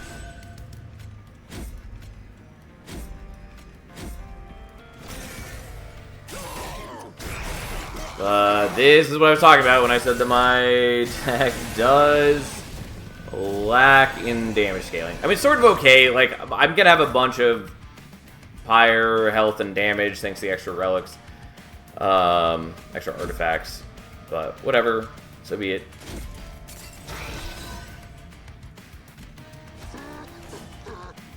Honestly, I guess I'll just leave you on the floor because it's an extra hit. Oh, I maybe should have done that here to soften you up a little bit. Barely matters.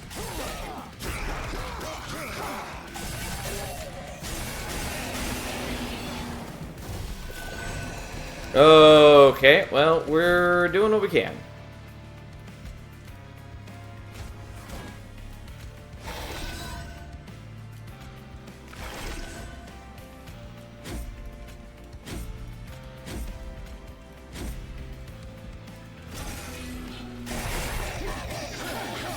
Alright, well, we're making it work, more or less. I mean, like, I am going to take some damage from you because you do heal thanks to Heaven's Seal, but, whatever.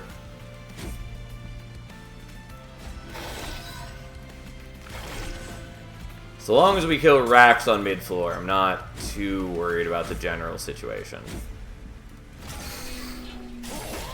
And it is all just giving me extra gold, which, you know, who am I to complain?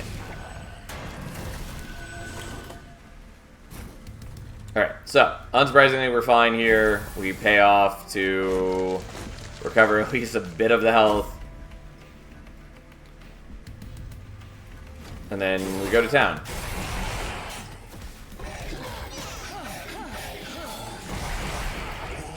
Ooh.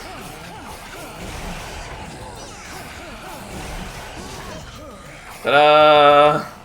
God, my deck is not great. I really wish I could dupe more. I will take a Dragon's Breath. I will take a Shard Channeler just to master it, I guess. I will definitely loot this. Fine, who cares? Yes. I honestly might want the capacity now.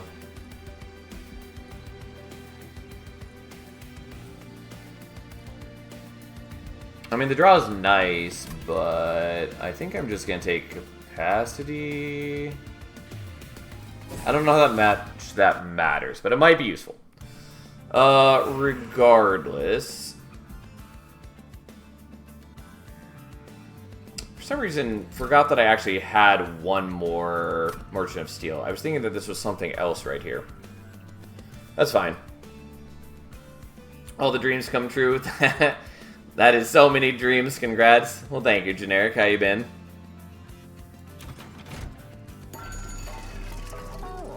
We do want Spirit Breaker's Charge.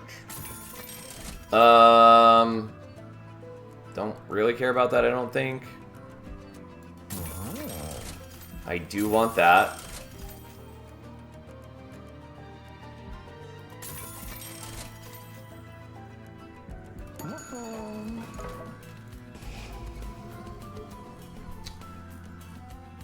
Okay.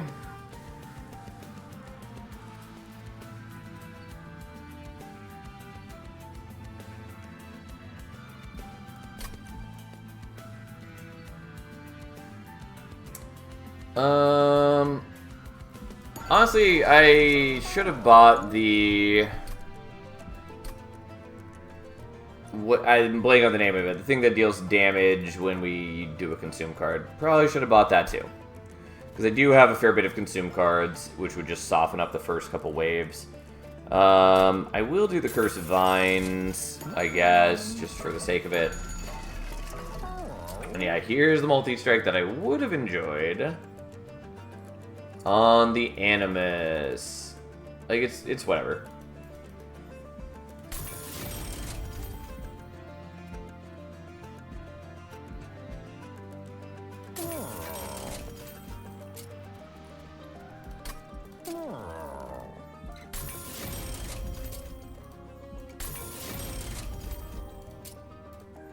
Yeah, I mean, none of this matters.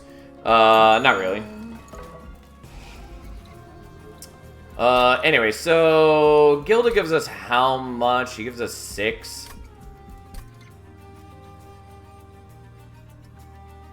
So we don't need the other alchemy now.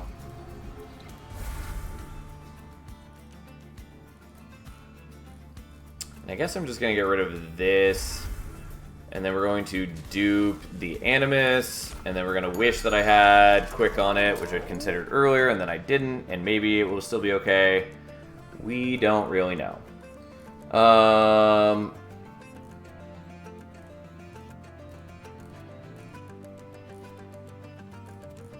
guess I'm still going to get rid of some of the root seeds. They barely matter to me.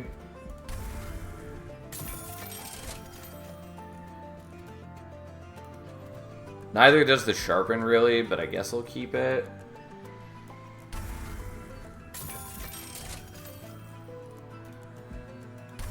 I don't know. Here we are. I'm mostly just worried about the sweep units. I don't know that I really need to get rid of that Whelp. And honestly, maybe better not to get rid of the Whelp, since it does fuel Spirit Breaker Charge. Which I'd considered, and then I just... Here we are. Anyways, so we'll play that there so we can avoid things for turn. Oh, and Gilda's probably going to die, and so is the egg. We'll see what we can do about that.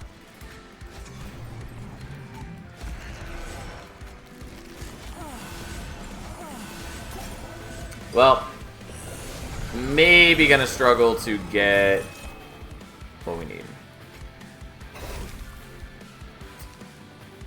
Unfortunately, we have the Restoration Detonation on the wrong turn.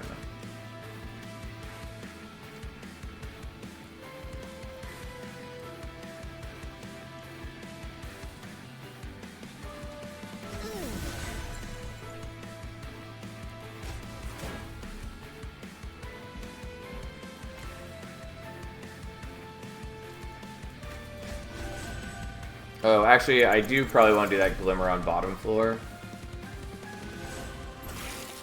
So a couple things. We want to do that. We do want to soften them up. But also, honestly, just give you the spikes. I think we're still going to do that there, though. Should have probably done the healing first. Oh, well.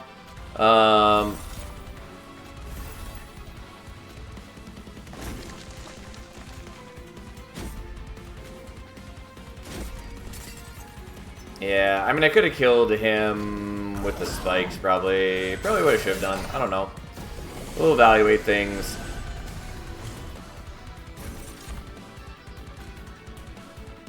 Yeah, you do have a decent amount of Pyrogel now, which is kind of what I was hoping for.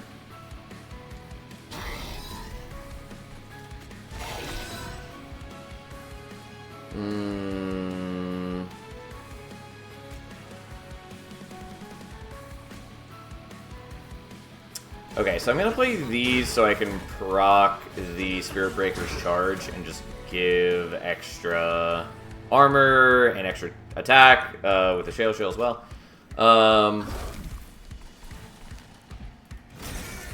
And then whatever will do our thing.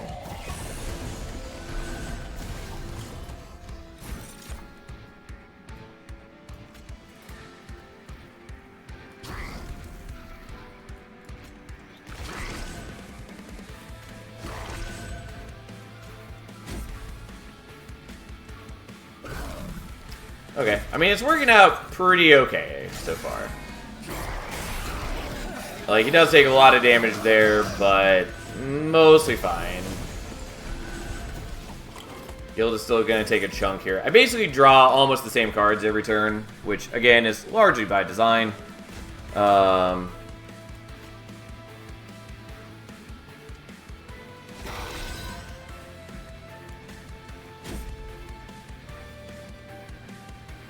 Okay, let's do this now. Let's pull you front. And let's do that, I guess.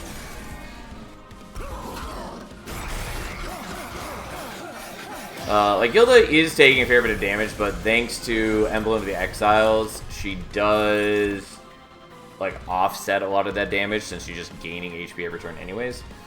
So that's nice.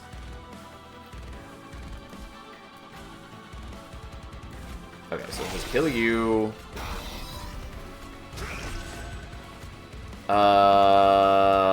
I guess play the Shard Channeler for the sake of it.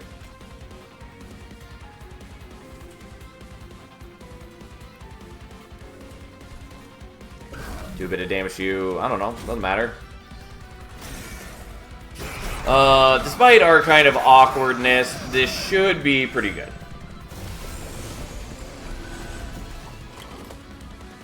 Like, we have enough defense to offset things, and we were killing the sweep dudes before they get to attack, which is really all we could have asked for in life.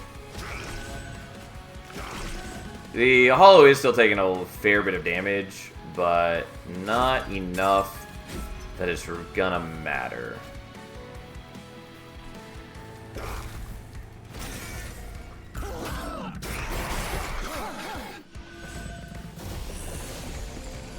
Especially because we are doing a fair bit of damage to him. Like, obviously he's still got 4,000 to go, but we've already taken off 2,000, so that's not bad.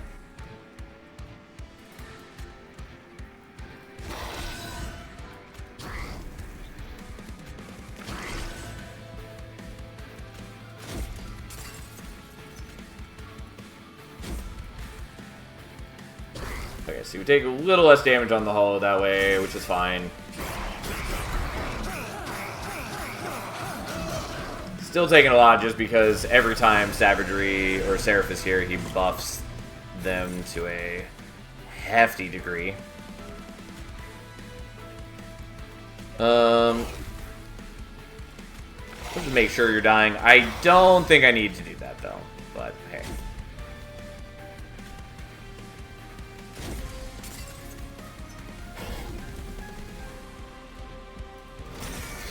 Okay.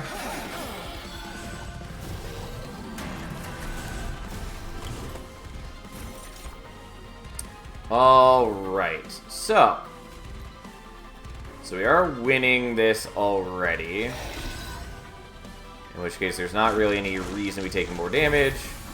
We'll just heal some. And we'll leave that be. And we even generate more gold. Ta-da!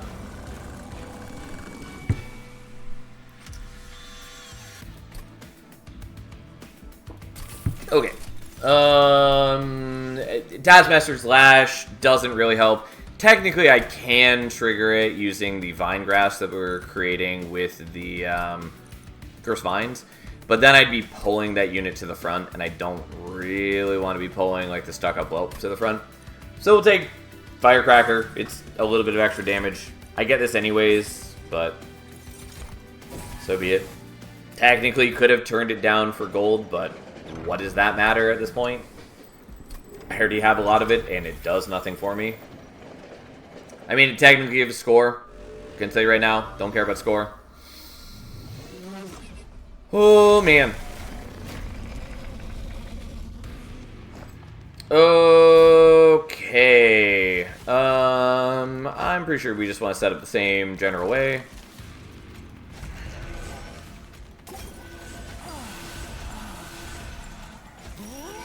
Unfortunately, it doesn't silence Sarah or Savagery, but who cares?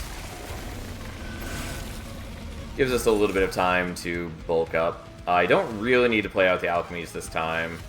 I still might want to play them just for the sake of getting them out of my deck.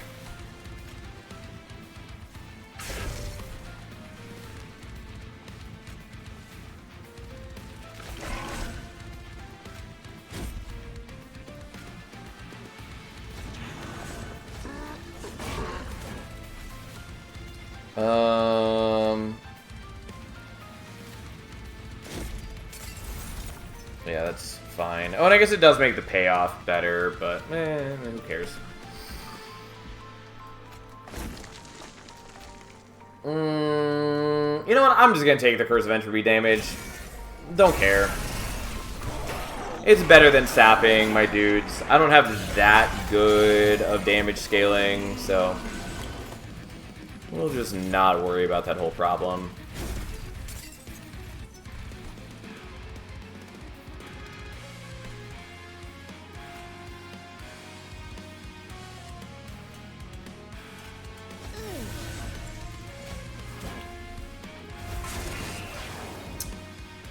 Alright. I might want to do this here just to prevent the corruption dudes. Not really. We'll just do that and still do this here. Fine. Would be nice to play the Dragon's Breath. Didn't have enough Ember for it this time. Oh well.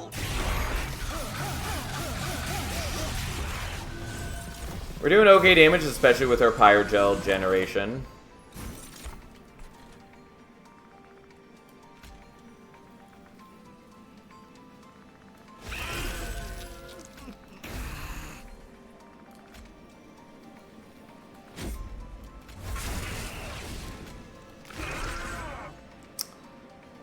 Kind of want to play the Sharpen. Definitely want to play the Dragon's Breath. And I don't know where I want to play it at. We don't really need help killing Dominion since our Pyre has 240 attack. Since it gets a bunch of bonus attack for having the extra boss relics. So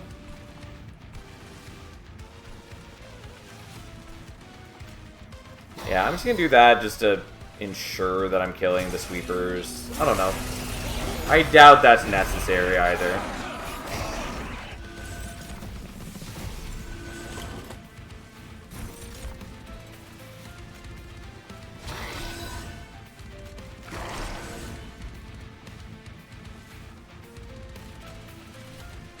Alright, so let's do that.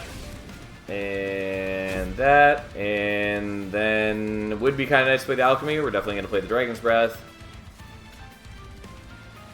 Yeah, that's fine. We'll just do that. And then we almost kill you, but we don't. So we'll just hit there instead.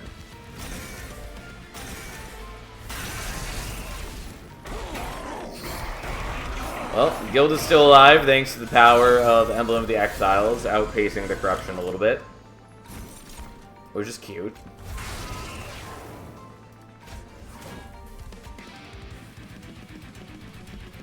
Okay, so let's do that first to put the extra pyro gel on.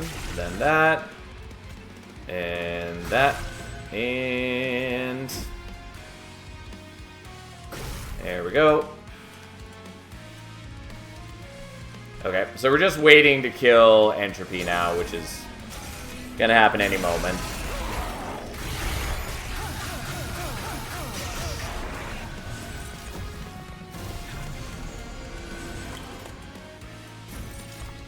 Okay, yeah. Unsurprisingly, Entropy's pretty dead.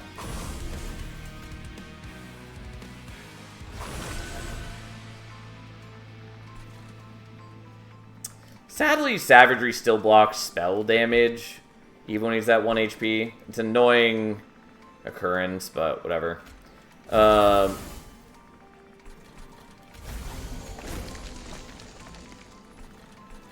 Oh, and I do have enough damage here. I thought I didn't for some reason. There we go. Anyways, ta-da!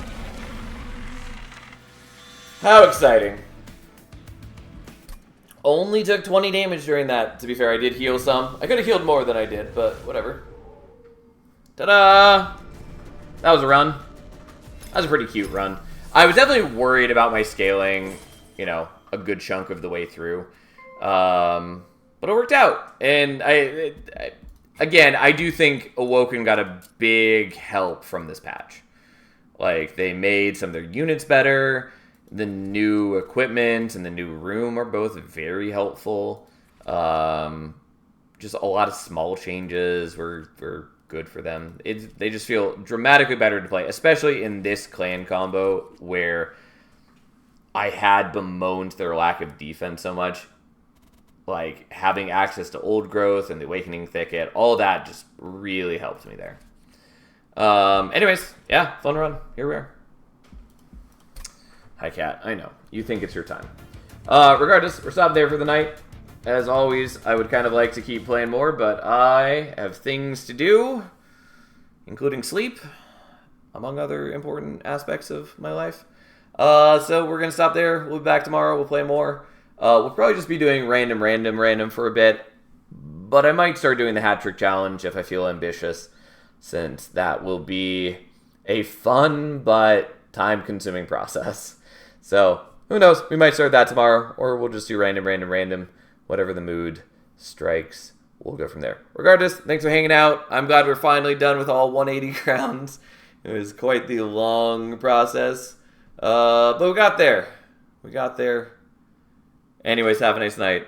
I'll see you tomorrow.